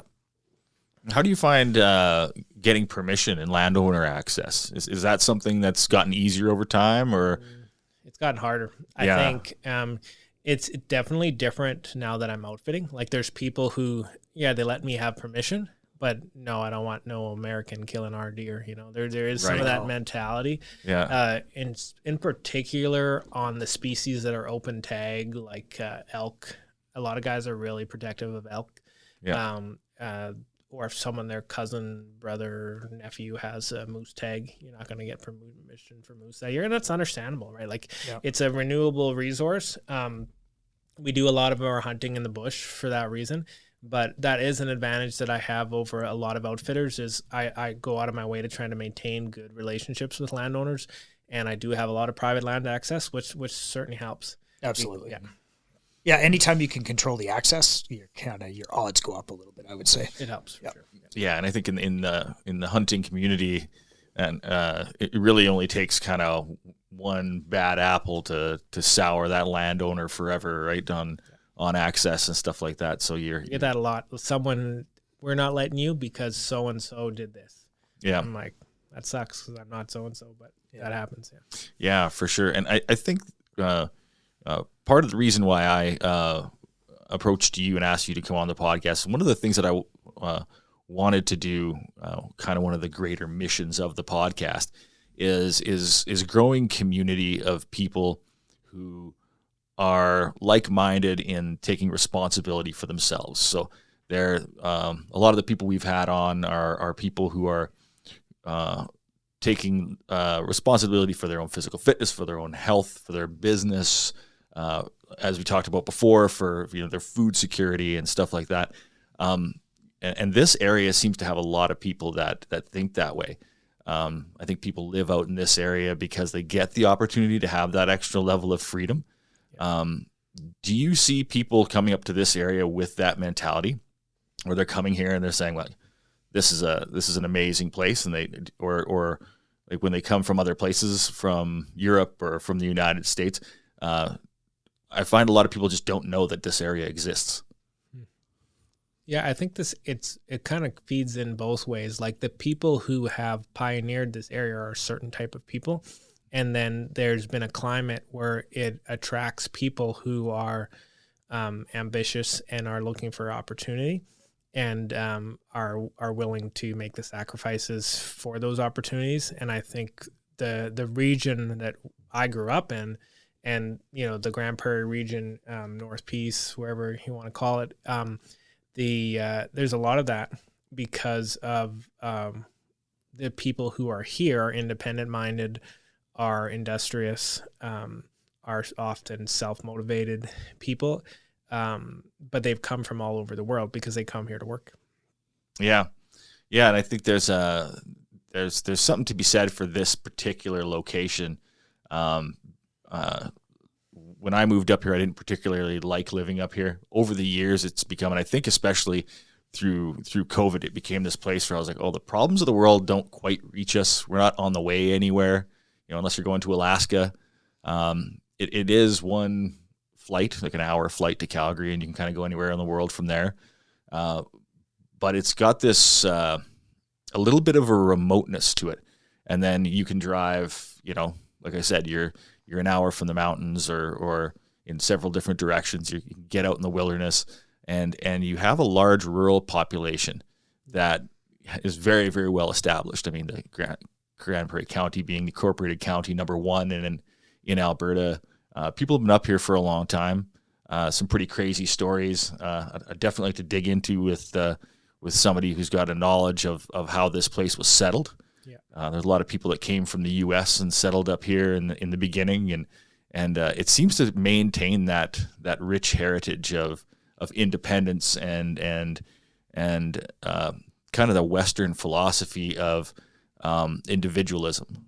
Yeah, that's very much a generational thing. And when I moved into the DeBolt area, I read a book called Across the Smoky. There was a couple different historical books written about that region. Yeah. And it helped me understand the context I was in, because even growing up where I was very different. It was French, Roman Catholic background, Quebecois influence, very different from like the Mennonites around the area in DeBolt, and then the different farming families where they came. Some come from the U.S. And I was basically making mistakes with people culturally because I didn't understand the context I was in, and I came from an hour and a half away. Yeah. And you see that there are different values, different assumptions. The way we see the world is very different. Yeah, and I think there's still that core of respect for people's individuality, where if you're willing to come up here and you're willing to work, it's one of the few places in the world, if you had limited education, limited skills, limited financial ability, you can come up here, you can get a job at an entry level wherever and work your way up. Yeah. You can start a business and be successful. And it seems to draw those people from all over the world who see this as an area for opportunity. Yeah, and if you're looking to be measured if you're looking to have your success measured by how busy you are, like we started this kind of conversation with, you can succeed here. Yeah, you're willing to be busy. So. Yeah, absolutely. And I think we're seeing that right now. There's a lot of people coming up here. And I think listening to a podcast here recently where they were talking about at least in the U.S. is people are moving to areas in the continental U.S. where they find their beliefs and lifestyle are aligned. Yes. So people are moving to places who might be more conservative, more independent, moving to places like Texas and Montana. And I think we're seeing that a little bit in Canada. We're seeing an influx into Alberta from people from Ontario, a lot of people from BC. Coming to live here, and especially in a place like Grand Prairie where there's a lot of work. There's a lot of opportunity. Home prices aren't completely insane, but it kind of breeds that area, and it makes it's interesting to me that we maintain heritage activities like hunting, like fishing, like trapping. I think the larger urban centers would be more than happy to see these things kind of relegated to the dustbin of history. They don't really see them as a valid part of the culture, of Canadian culture, or even Albertan culture, or even in the subsection like you're talking about, where you've got, Quebecois, Northern Alberta, Métis culture, and 150 miles away, it's Germanic, Mennonite descent. And I think you can get not that far away, Spirit River, you've got a lot of Ukrainians settled up there. You've got a large Norwegian immigrant population that came here. And they all settled this area with the idea of being independent. And I think that's something worth saving. When you're bringing your clientele in here, is that something that you're trying to do? Are you trying to impress upon them that lifestyle, at least show them that lifestyle? Yeah, that's a good question. I don't think I've been that cognizant of it. I think I try to live just being myself. And some people are going to find that attractive. Some people are going to find that repulsive, but I think it's too much effort. Like, I've done YouTube. I used to do more. I ended up selling my first channel before I went sailing, but I cannot wrap my head around trying to formulate a brand and a content for your audience. I do that backwards. So right, wrong, or otherwise, probably the wrong way to build a following, but it's definitely easier to maintain because you don't have to worry about your messaging or are you on brand. You just literally being yourself. And I want to live that way as well. That's very much what we're doing here too. Yeah. And that is, for certain people are going to connect with that. Like, I think the idea of preserving hunting, fishing, trapping is connection to the land. That's the important thing, is you will not have an appreciation, and there will not be preservation and conservation of those lands unless there's connection to it. So it's like, I remember reading a book, first guy to go raft the Grand Canyon. The reason why the Grand Canyon didn't get the rest of it flooded is because some crazy guy went and rafted and took pictures and say, this is wicked awesome in here. We should leave this because it's awesome. Yeah. And there's this movement to try to make the national parks just like a museum of, where you can see it from the road, but that's it. Yep. And that will not preserve the wilderness. If there's not access to the wilderness, there's no attachment to it. There's no connection to those wildlife species. If you can't see it, it would be hard to be motivated to protect it. Yeah, you're not going to die for or it would be done improperly. It would be, if we go back to the grizzly bear discussion, it was about 20-ish years ago when that kicked off. Excuse me. And they were telling us there was only 800 bears left in Alberta. And anybody who had any connection to the land, I was hunting quite a bit back then around that time frame. I was like, there's 800 grizzlies in the Saddle Hills and there's another 800 in Grovedale. You can't tell me there's only 800 left in Alberta, right? But because I was out on the land hunting and I was pretty active out there, and there was all kinds of stuff out there, but I was connected to it. So I guess that was kind of that, if I wasn't allowed out there, man, I probably would have just, I guess there's only 800. You got to save it. You don't know, and you don't know what industry is doing. You don't know, like the trappers are the first one to notice where there's some funny business going on with industry or whatever, because or else no one is out there, and you won't know unless there are, there's some guy in an office in Calgary making some decision, and you'll never know about it. A lot of the stuff the government does, even wildlife conservation, it's not publicly known what's happening out there. Unless you're out boots on the ground. Yeah. Well, I think after this, with all of our national parks in Alberta burning up, there's all kinds of mismanagement to these places. And then when you look at the, should I even say this? I'm gonna. One thing all these big fires have in common is they all had the same incident commander at the federal level. Maybe she's not qualified to do that fucking job. And maybe the other side of it too is maybe it's time for places like Alberta, and this might sound awfully radical, but hey, that's me. Maybe we don't need national parks run by the feds. Maybe it's time for Alberta to take back control of our national parks and actually look after them.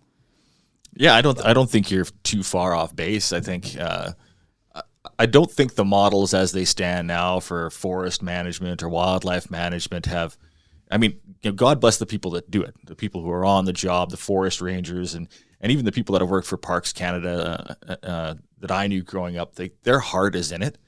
But I don't think at the bureaucracy level, at the administrative level, it's not your boots on the ground, your park warden or your park official who goes and walks the kids on the tour guide, or he's out there doing trail work or whatever aspect they're involved in. But the bureaucracy level, poorly managed. Yeah, and in our country, our information is very much controlled by the state. So a lot of it is CBC, CTV. It's what they want to show, and one of the things that I've really caught up on YouTube is this, through social media, is this seems to be the way to find out what's actually going on, is to talk to people who are actually out there, who are actually living that life. What's the land actually doing? What are the animals doing? When we hear about, wolf impacts on elk herds, talk to somebody like yourself, you're seeing the elk herds, are there really those impacts, or is that something that's, A, a rumor, or B, like something that we're being fed through the media? So I think there's a lot of value in what you're doing, A, bringing people out and doing those heritage activities, but also you kind of become the boots on the ground, the citizen journalist in a way, because the moment you post that video, that's a real event of what's really, well, and it's like. Citizen science too. It's not just journalism. It's actual facts. It's facts-based evidence. Fuck, that's hard to say. But right, but you're the guy seeing it firsthand. So yeah. It's hard to argue when it's in front of you. Yeah, absolutely. So coming from a faith background, how does that inform what you're doing now? Do you feel, was that something that's always been with you, and does it carry on with what you're doing now? Yeah, well, it informs how I look at the world in general, right? Like you can either look at the world that, there's creation and creator. I think if you have an understanding or a point of view that there is a point to this whole big ball of that we're residing on, and that it definitely informs how I look at conservation, and that, I think that there's a difference between people and animals. And I think we have a responsibility towards fish and wildlife, towards our environment, that it's asking a lot from a caribou to manage their own habitat. That's not how they're going to do it. So we have some responsibility as people made in the image of God to steward the landscape, to steward the resources, and to be responsible with this great gift of the natural world that we get to be a part of. And there's, a lot of ways that people get there in terms of having a respect for nature. Their Eastern point of view is that we're part of creation, like that we're all God, everything is, it's all connected. And I think you talked earlier about a Western individualistic mindset. There's a lot of positives in that, because that's how the West gets tamed. That's how we get into the wilderness. Yeah. But that mentality at some point has to be paired with a sense of community, right? Like some of these pioneer towns, they got that. You help your neighbor out, when someone's sick, when whatever, you're out of milk, you whatever. Yeah. And I think we can approach that same. There's this idea out there, which really is a religious idea of, it's bad to kill an animal or whatever. Like there's no scientific basis for that. That's a religious idea. Sure. Right. But if you have the idea that, that there is some responsibility, if that's how we look at whether it's our own lives and our own personal development, whether it comes for industrial development or development of a culture, development of a landscape, that our goal is to be good stewards of this. It informs how we approach things. Instead of like looking at, you talked about Jasper National Park, those decisions were made, and my experience with government is they're making liability-based decisions, career advancement-based decisions on middle management level. And so no one's wanting to be that one to say, hey, we should prescribe burn Jasper. And nobody wants to interfere with the profit flow either, of like, tax dollars, tourist dollars. Like they're only in it for the money at the top end. Yeah, There definitely is an ideological persuasion, and there's also a no one wants to be the one to make an unpopular decision. Yeah. And then, how many people, like even in my small circles, were saying for last 20 years, Jasper is a time bomb. That place is going to burn. 100%. We could have put a little bit of money into making a green space area around the towns. Like, I don't know why no one has done this. Like, all these towns surrounded by bush, they should have a little bit of the money they spent fighting fires to maintain a nice green space around these towns. And the town can't burn down. They could have selective logged a bunch of it, where they pulled out a lot of the dead stuff for the beetle kill. There's a bunch of things they could have done, but all of it might look bad for that narrow window of a season. Yeah, and there's the ideological, like you said, there's definitely an ideological component where logging is bad, harvesting the land is bad. But you got to do some serious mental gymnastics to. I'm just going to say the people of that ideology are fantastic. It's like why every animal dies. Like I have these conversations. There's been a number of people, and that's one thing I liked about Facebook is people have written me like big, long, touching things saying you've changed my outlook on trapping or on hunting, because they honestly never thought it through. It's bad to kill an animal. Well, that animal dies is the truth of it. Every animal that's born, it's going to die. So you can influence how it dies to some extent, or you could just leave everything. But leaving everything is really not a feasible option, because we are also coexisting, and we are making roads, and we're doing logging, and we're mining, and just leaving everything is not the responsible choice always, as we see. And you have to ask yourself too, again, like the same people that are anti-hunting, like, killing's bad. I mean, the same person driving down the highway and there's a dead moose and there's 2 dead deer, and it just doesn't even register. Yeah. Dead is dead. By being alive, you make stuff die. It's just the fact of the matter. You're taking up space. You're part of an industrial complex of stuff getting clear cut. And if it's not here, it's in China where your stuff's being manufactured, where you're buying stuff. If you're spending money, stuff's dying, and you have to come to grips with that, and you can take responsibility for that, or you could just try to bury your head in the sand and let someone else do your killing for you. But everyone's killing stuff. Yeah, absolutely. I think that's something that I don't think can be ignored anymore. I think that one of the things social media has done is brought a level of awareness to a lot of people as to, and again, like I think with with the post-COVID world that we live in, I think there's a little bit more of a microscope on things like the pharmaceutical industry, and things like the military-industrial complex are under a lot more scrutiny now than they were before. People change their beliefs a little bit because we know that our that Western individualism it brought us this far, but it also created some monsters. And now we're dealing with some of those effects. And now we have to look at it and say, okay, how do we mitigate, the situation that we've built right now, where, we have an entire generation of young people that are plugged in to basically a virtual world that we now know is not just compromised, but unhealthy, like vastly unhealthy. And how do we dial that back?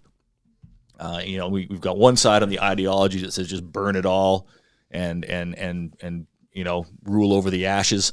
But I'm of a mind that, we can look at what we're doing now and we can say that we've learned a lot of lessons. Yes, we've made mistakes, but we can bring it back a little bit. And I think if we get back to those Western ideals, though, because what I'm seeing, like people like yourself who are raising their kids outside of that system. There used to be a thing where it was like the homeschool kid was the weird kid. Well, now the homeschool kid's the normal kid, right? Like they're the more socialized and more well-adjusted person. You go to the kid in public school and like they think they're, one of the 72 new genders or whatever, right? Like they're being force-fed ideologies that we're now seeing. That's just not healthy. So if we can take things back a little bit to these, it's not backward, these heritage activities. This is, in my mind, the way that we're meant to live, because this is how we evolved to live. And technology is not a bad thing. It's science advancement, all that stuff isn't a bad thing if it's used through this this moral lens that we already have. Well, and there's no real difference between, wanting to preserve your individual rights and heritage by, let's say, hunting. Meat doesn't come from Safeway, right? So all you're doing is taking the responsibility of putting it on your own table. All you did was not be a contract. You didn't put out a hit on a cow through Kirkland, Safeway, or Costco or Cargill or Maple Leaf or one of the other big meat plants. Like, there's big industrial complexes where animals go to die. Like all you did was contract out your killing, right? Yeah. Like taking the individual responsibility to go and do it in an ethical, moral fashion. There's nothing wrong with that. So I think it's important that guys like you are on the front line of putting out that content so that people can see and changing their maybe their perspective on the entire thing. Yeah. So. Yeah, I think there's a generation, probably of our generation, like myself growing up, at least for the first kind of 5-6 years of my life, we were eating mostly, wild game meat, but it wasn't until after this generation where you started to see all these autism, allergies, all this sort of stuff, and the people that I know who raise their kids off of game meat, they're all very, very healthy. It seems to be a much lower instance of these chronic diseases that are happening from the processed food. Diabetes, type 1, 2. Do you know a lot of people who are living like yourself? Like, is there a large community up in say the DeBolt area or in Northern Alberta? I know some of my friends are who kind of wouldn't say live off the land, but source a lot of their food primarily through either local or subsistence hunting. Yeah, I think that is partially it's growing and partially it's increased connection. The decentralized media that social media is it's not even just you can find someone like-minded, as they will almost find you. Like a lot of the people who maybe think similar ways or are passionate about similar causes, that's one of the things I think is beneficial of social media. It is, because the algorithm kind of you like hunting? Like, pretty soon your feed, you start to see all these other hunting related things. So actually, now I know how. I just remembered how. I'm pretty sure how I found your channel. Okay. It's because about 2 months ago, I went down this rabbit hole of, I don't know if you know the Outdoor Boys YouTube channel. My son watches them. He's mentioned them. I don't watch anything really, so I don't. Yeah, I stumbled upon this YouTube channel where this guy's doing kind of some survivalist camping, and he's a Mormon guy. He lives down Virginia or something like that. Spends a lot of time in Alaska. Yeah. But I think I just watched so many of his videos that I think I started getting the stuff that was a little more proximal to me. I think that's how it happened. Okay. Yeah. So it probably was an algorithm thing. Cool. Well, it goes both ways, right? Social media can be a positive feedback loop that it can entrench you in your narrow-mindedness. I enjoy that because my Facebook is a mixed bag, because I have my sailing friends and my pack rafting friends, which are usually super liberal. They're from the left coast of the U.S., whatever. Yeah. And then I have my hunting friends, which are predominantly not that way at all, conservative, Republican, Trump kind of people. More on the right side of the spectrum. And they don't talk to each other very much. My goal, you had mentioned the homeschooling versus the public schooling thing. When I was in ministry, I would get shot at from both sides on that discussion. What was the better thing to do, And I got 2 kids doing each right now, so I can very much make that argument. There's pros and cons of those situations, and I think forming thought silos is terribly unhelpful. And I think that venues like podcasts have done a better job. And that's a guy like Rogan. He gets in trouble not for his views, but for the people he allows to express views. Yeah. And I think that's an unhealthy thing about media, where it's not even enough to have acceptable views. Is you cannot talk to someone who has unacceptable views, but when the person who's deciding what's acceptable and unacceptable has been raised in a sheltered bubble of like-minded people, you end up it's really not helpful to society. The best thing you can do is to travel, to meet people who don't look like you, don't eat like you, don't agree with you, and realize, oh, maybe I am wrong about that, or maybe I should think a little bit more about that. And very often it you come up with the conclusion that, oh, these people are basically just like me. Yeah. Exactly. We're a lot more similar than we are different, and we all kind of want the same things. You have an idea of what Iranians are like. I had some Iranian hunters this year, and you just don't know. People, you have more in common with any other human being than you don't, basically. Well, and that's the unfortunate thing about having your opinion shaped by state media. If we only watched, Canadian and American media, what they want you to think about when you see Iran is they want you to see the Ayatollah giving some crazy speech about death to America. Yeah. That's it. That's our perspective. Yeah. They're definitely not going to tell you about Bob, who owns a chain of car washes, who's been saving up for 4 years to come to Canada to hunt elk. Right. Right. And then you sit His down name's with not that. Bob. Right. It's Ahmed, but yeah. And really, that guy's the same as us.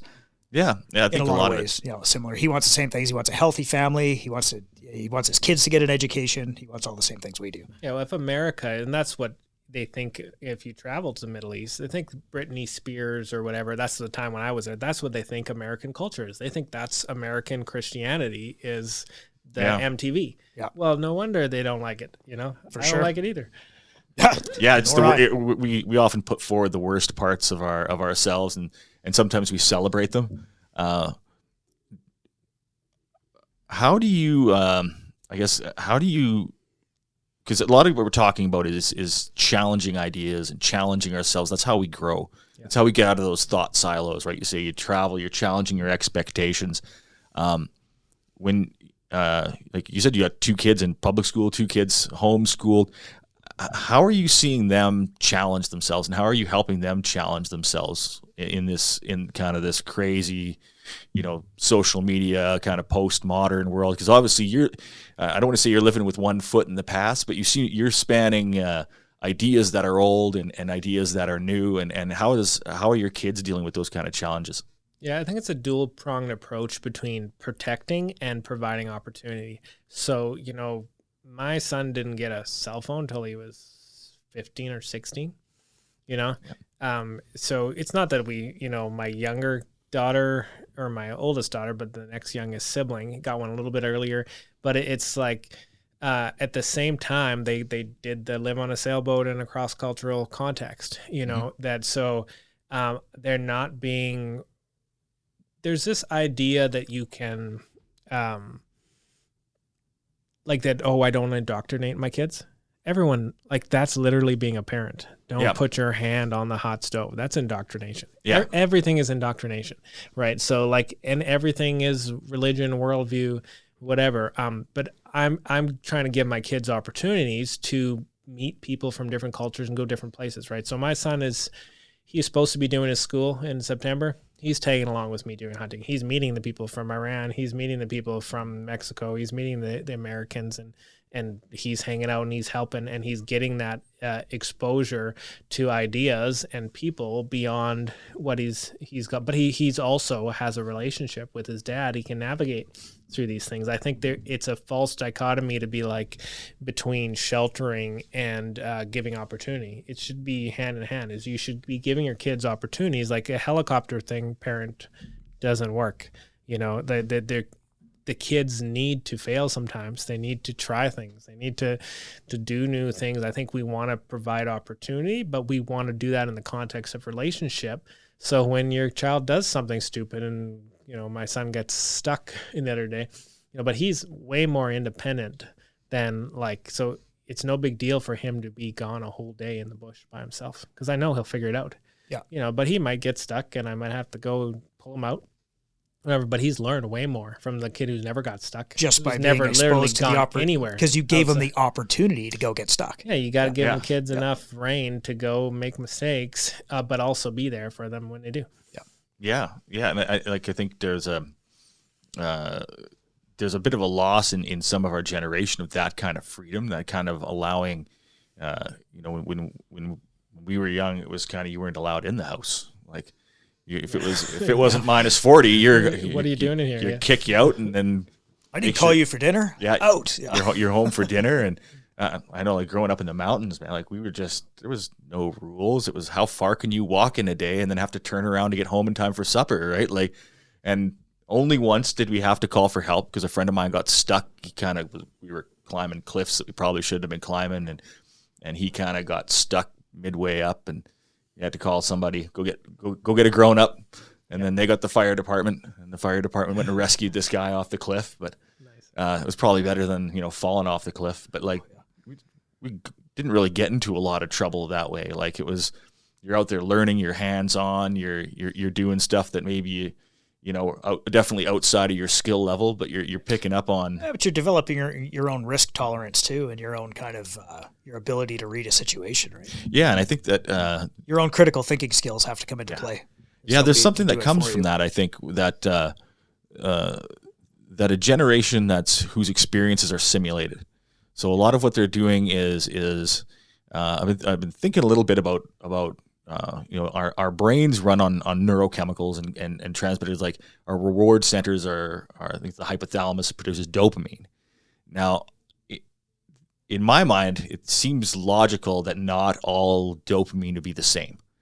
So if you're getting that response in life from the video game or from the phone or from the simulated relationship or from an artificial means, like if it's drugs or alcohol or chemicals or something like that, if that's where your dopamine is coming from, it's unhealthy.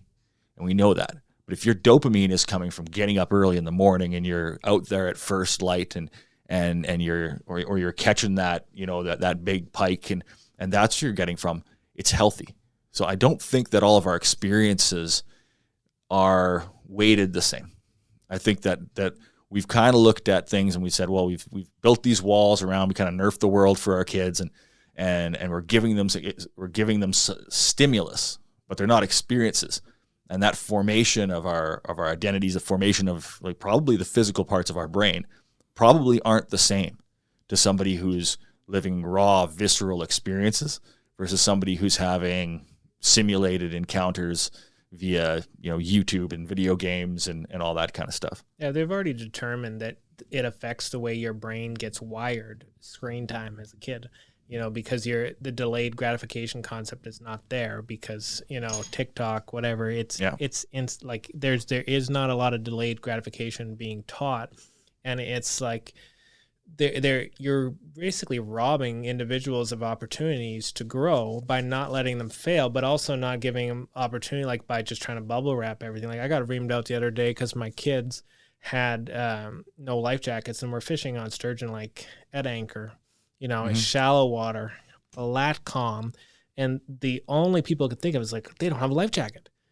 They lived on a sailboat for 5 months in the Sea of Cortez. Like my son has ridden turtles, which you're not supposed to do, but Silas can't. He can't help. I would totally ride a turtle. He's like you got to think about. It's not a one size fits all. You can't accomplish character development. You can't contract that out. You know what I mean? Like you take some class. It's not the same. You have to live in order to develop as a human being. Was that just another concerned citizen out there trying to? You get it all the time. It's social media context where it's all about what is allowed, what is right, what is acceptable. It comes down to this freedom thing where if everyone just thought like me, all the world would be better, and it's just not true. That because most of the world doesn't think like anyone. Everyone thinks that however they think is the default position, and it's just not true. Oh, 100%. In what ways, like, they're coming from being a pastor and in the life you are now, have you found your faith to be affirmed or challenged at all in what you're seeing out there? Have you? I guess what I'm asking is, have you encountered God out in the woods? Have you had those moments where you're right place, right time, and you are feeling that you're doing what you're supposed to be doing? Yeah, 100%. Like there's value in realizing both your insignificance and your significance in the universe. So if we're out, we had Northern Lights every evening at our last moose camp, every single evening. Yeah. So you can sit that, and I understand the ionosphere and the science behind the Aurora Borealis, but you can also. I can't explain it away either. That this could have been a lot of other ways, and this is how it is, and I can enjoy this moment. And the conversations that we're having around that campfire, they're not about the Kardashians. You know what I mean? Like Yeah. we're having conversations like this that I think matter. I think people matter. I think that there's certain things that are going to last. Like, you can believe all you different things about the origin of diversity of life as we know it. But when you don't see the otters, they're just out there being otters. They're not discussing art and literature in the same way that we are. They're not pondering the significance of the cosmos in the way that it's hard to avoid when you're out in creation. Yeah. When you're seeing those mountains, you realize that, this mountain is not going to stop for me. That rock slide comes down, that avalanche, that whatever, it provides a proper context for your life that is, it's a little bit more raw and you're a little bit closer to it than you're experiencing it through a screen. It's like the whole video game phenomenon. People are hungering for adventure, right? And they're hungering for significance and to make an impact. And there's all sorts of counterfeits for that are, you get in that 70% dopamine of doing something actually significant, saving the damsel or whatever on a video game, but it's not quite the same as the real thing. And once you've experienced the real thing, it's hard to go back. Well, and I think too, like if you think about all the greatest memories you have, I played some video games as a kid growing up, of course, but like I don't remember any of them like these key moments in life, like where I rescued the princess or defeated the final boss or whatever it was. Like I'm sure there was some dopamine associated, but I have way more memories. Like I remember everything I've ever killed in a big game hunt. I remember like lots of great fishing trips, lots of great hiking adventures, getting into dumb, stupid trouble with my buddies. Like I remember all of that as learning experiences. Those things kind of helped shape who I am, but anything I ever did screen related, that doesn't shape me at all. I shouldn't say at all. It whatever shape it does, it's not necessarily positive. It's me building an echo chamber on social media to reinforce my narrow, views or whatever it is. But everything that I've ever actually done in the world, done in creation, I pretty well remember all of it. It impacted me. So yeah, and you're going to remember the relationships. Yep. I mean, I think the older I get, that's where I see the value. That's where I see the real value, the real wealth that someone takes with them throughout their life is A, what they learn about themselves, and B, what they learn about other people. And being able to have a level of gratefulness for the opportunity to meet people, to be able to share time and share stories with those things. I think nothing has changed about us in 50, 100,000 years or whatever from we were, sitting around a campfire in a cave killing mastodon. I don't think there's a lot about us that's changed. I think we think that there has. I think we think we're smarter. Our technologies have evolved, but I think that's the natural order of human beings. I don't think it's an accident. Like you said, when you're looking at the Northern Lights and you understand what it is. It's like, a coronal mass ejection from the sun that's hitting the ionosphere and exciting molecules up there. But there's a reason that our eyes pick up the light. Yeah, we could have and just the color, the same not been able to see it. Or see black and white. We don't need to see that. Yeah. It's true. And we don't need to be able to figure out what a black hole is, but we can for some reason. Somehow, gorillas aren't out there figuring out like the density of a star, but for some reason, our brains and our progression has been allowed to understand the universe. But at the same time, the things that feed us are all very simple. The technology isn't what we need. It's kind of just where we're going. But the things that we have to take with us is the conversation around the campfire, the good food that we know where we either grew it or we harvested it ourselves. And those are the things that keep us healthy, those relationships, the good community. I think those things now have more value than maybe they ever have. Like I've been fortunate enough to have brushes with death a few times, and you're not thinking about your truck. No, you're not thinking about what my Facebook followers are. It's like when you're in that moment, you really don't know which way it's gonna go. You're thinking about your family. You're thinking about those relationships that you have that are gonna be what lasts. Yeah, absolutely. Absolutely. Well, I think that's a good place as any to wrap it up. Thank you a lot for coming in here and sharing your experiences, sharing your stories with us. We really, really appreciate it. Where can people find you social media wise if they want to book a hunt, if they want to see some videos, if they want to see what Hinterland Outdoors is all about? Yeah, you can just look me up. If you Google Hinterland Outdoors, you're going to find Facebook, Instagram, YouTube. It's all the same tag. Ben Brochu is my name. I don't have a website yet, but that's on the to-do list. Yeah, this has been awesome. It went a different direction and deeper than I thought it was going to go. So I really appreciate you coming out and looking forward to your continued success and following you and seeing what's happening. So very cool. So for us, you can find us on YouTube, Spotify, Apple Podcasts, CastBox. Be sure to like, comment, subscribe. Of course, you can follow us on Instagram, X, Facebook. I think that's all those things. Check out our website at thegrayrange.com, where you can find every episode of the podcast. You can find the blog where Dave is uploading daily. No. He's not. Right now, there's a lot of old stuff on there. He's thinking about it. Yeah. And then I got a new book I'm working on. There's a new book coming out, top secret, classified. We can't talk about it too much yet, but look forward to that. It'll actually probably be for sale by the time this podcast comes out. So cool. So, but there'll be a whole social media thing about that as well. Cool. And we'll have merch coming shortly. We'll have shirts and other cool stuff, and you'll also be able to buy the book there as well as Amazon, etc. And usually we start. Yeah, I'll always select a piece to read. So this one I got. Again, this is the B-sides from the new collection. So I write a full piece of poetry every single day. That's awesome. And I have for about 8 years or 10 years or something like this. So the first collection I released was from a collection of writing from 2017. The new one that I'm putting out right away here is from 2018. So I end up with a lot of them. I can't remember. I think we're at 170 some in the new collection. And so there's a stack of ones that didn't make it. And I selected this one to read today. It's called Broken Comfort. A silent morning, still and frozen. November eyes hold up the latter half of a long year, and I find broken comfort in the moment. Try as I might, I can't fumble my way through the time change. Falling back used to be so easy. Dark in the morning, dark in the evening. Darling, now, but we start to lose all our pretty adjectives soon, and all we'll be left with is the truth. The leaves are gone, the snow is on the ground, and everything is planned around the coming holidays.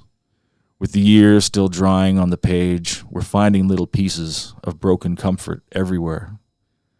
I hope I have another winter in me, another joyous time to play, another toast of frozen mornings as the world slowly turns to life. I don't regret my past behind me, but I'd do it again. All things pass for a reason, and nothing lasts.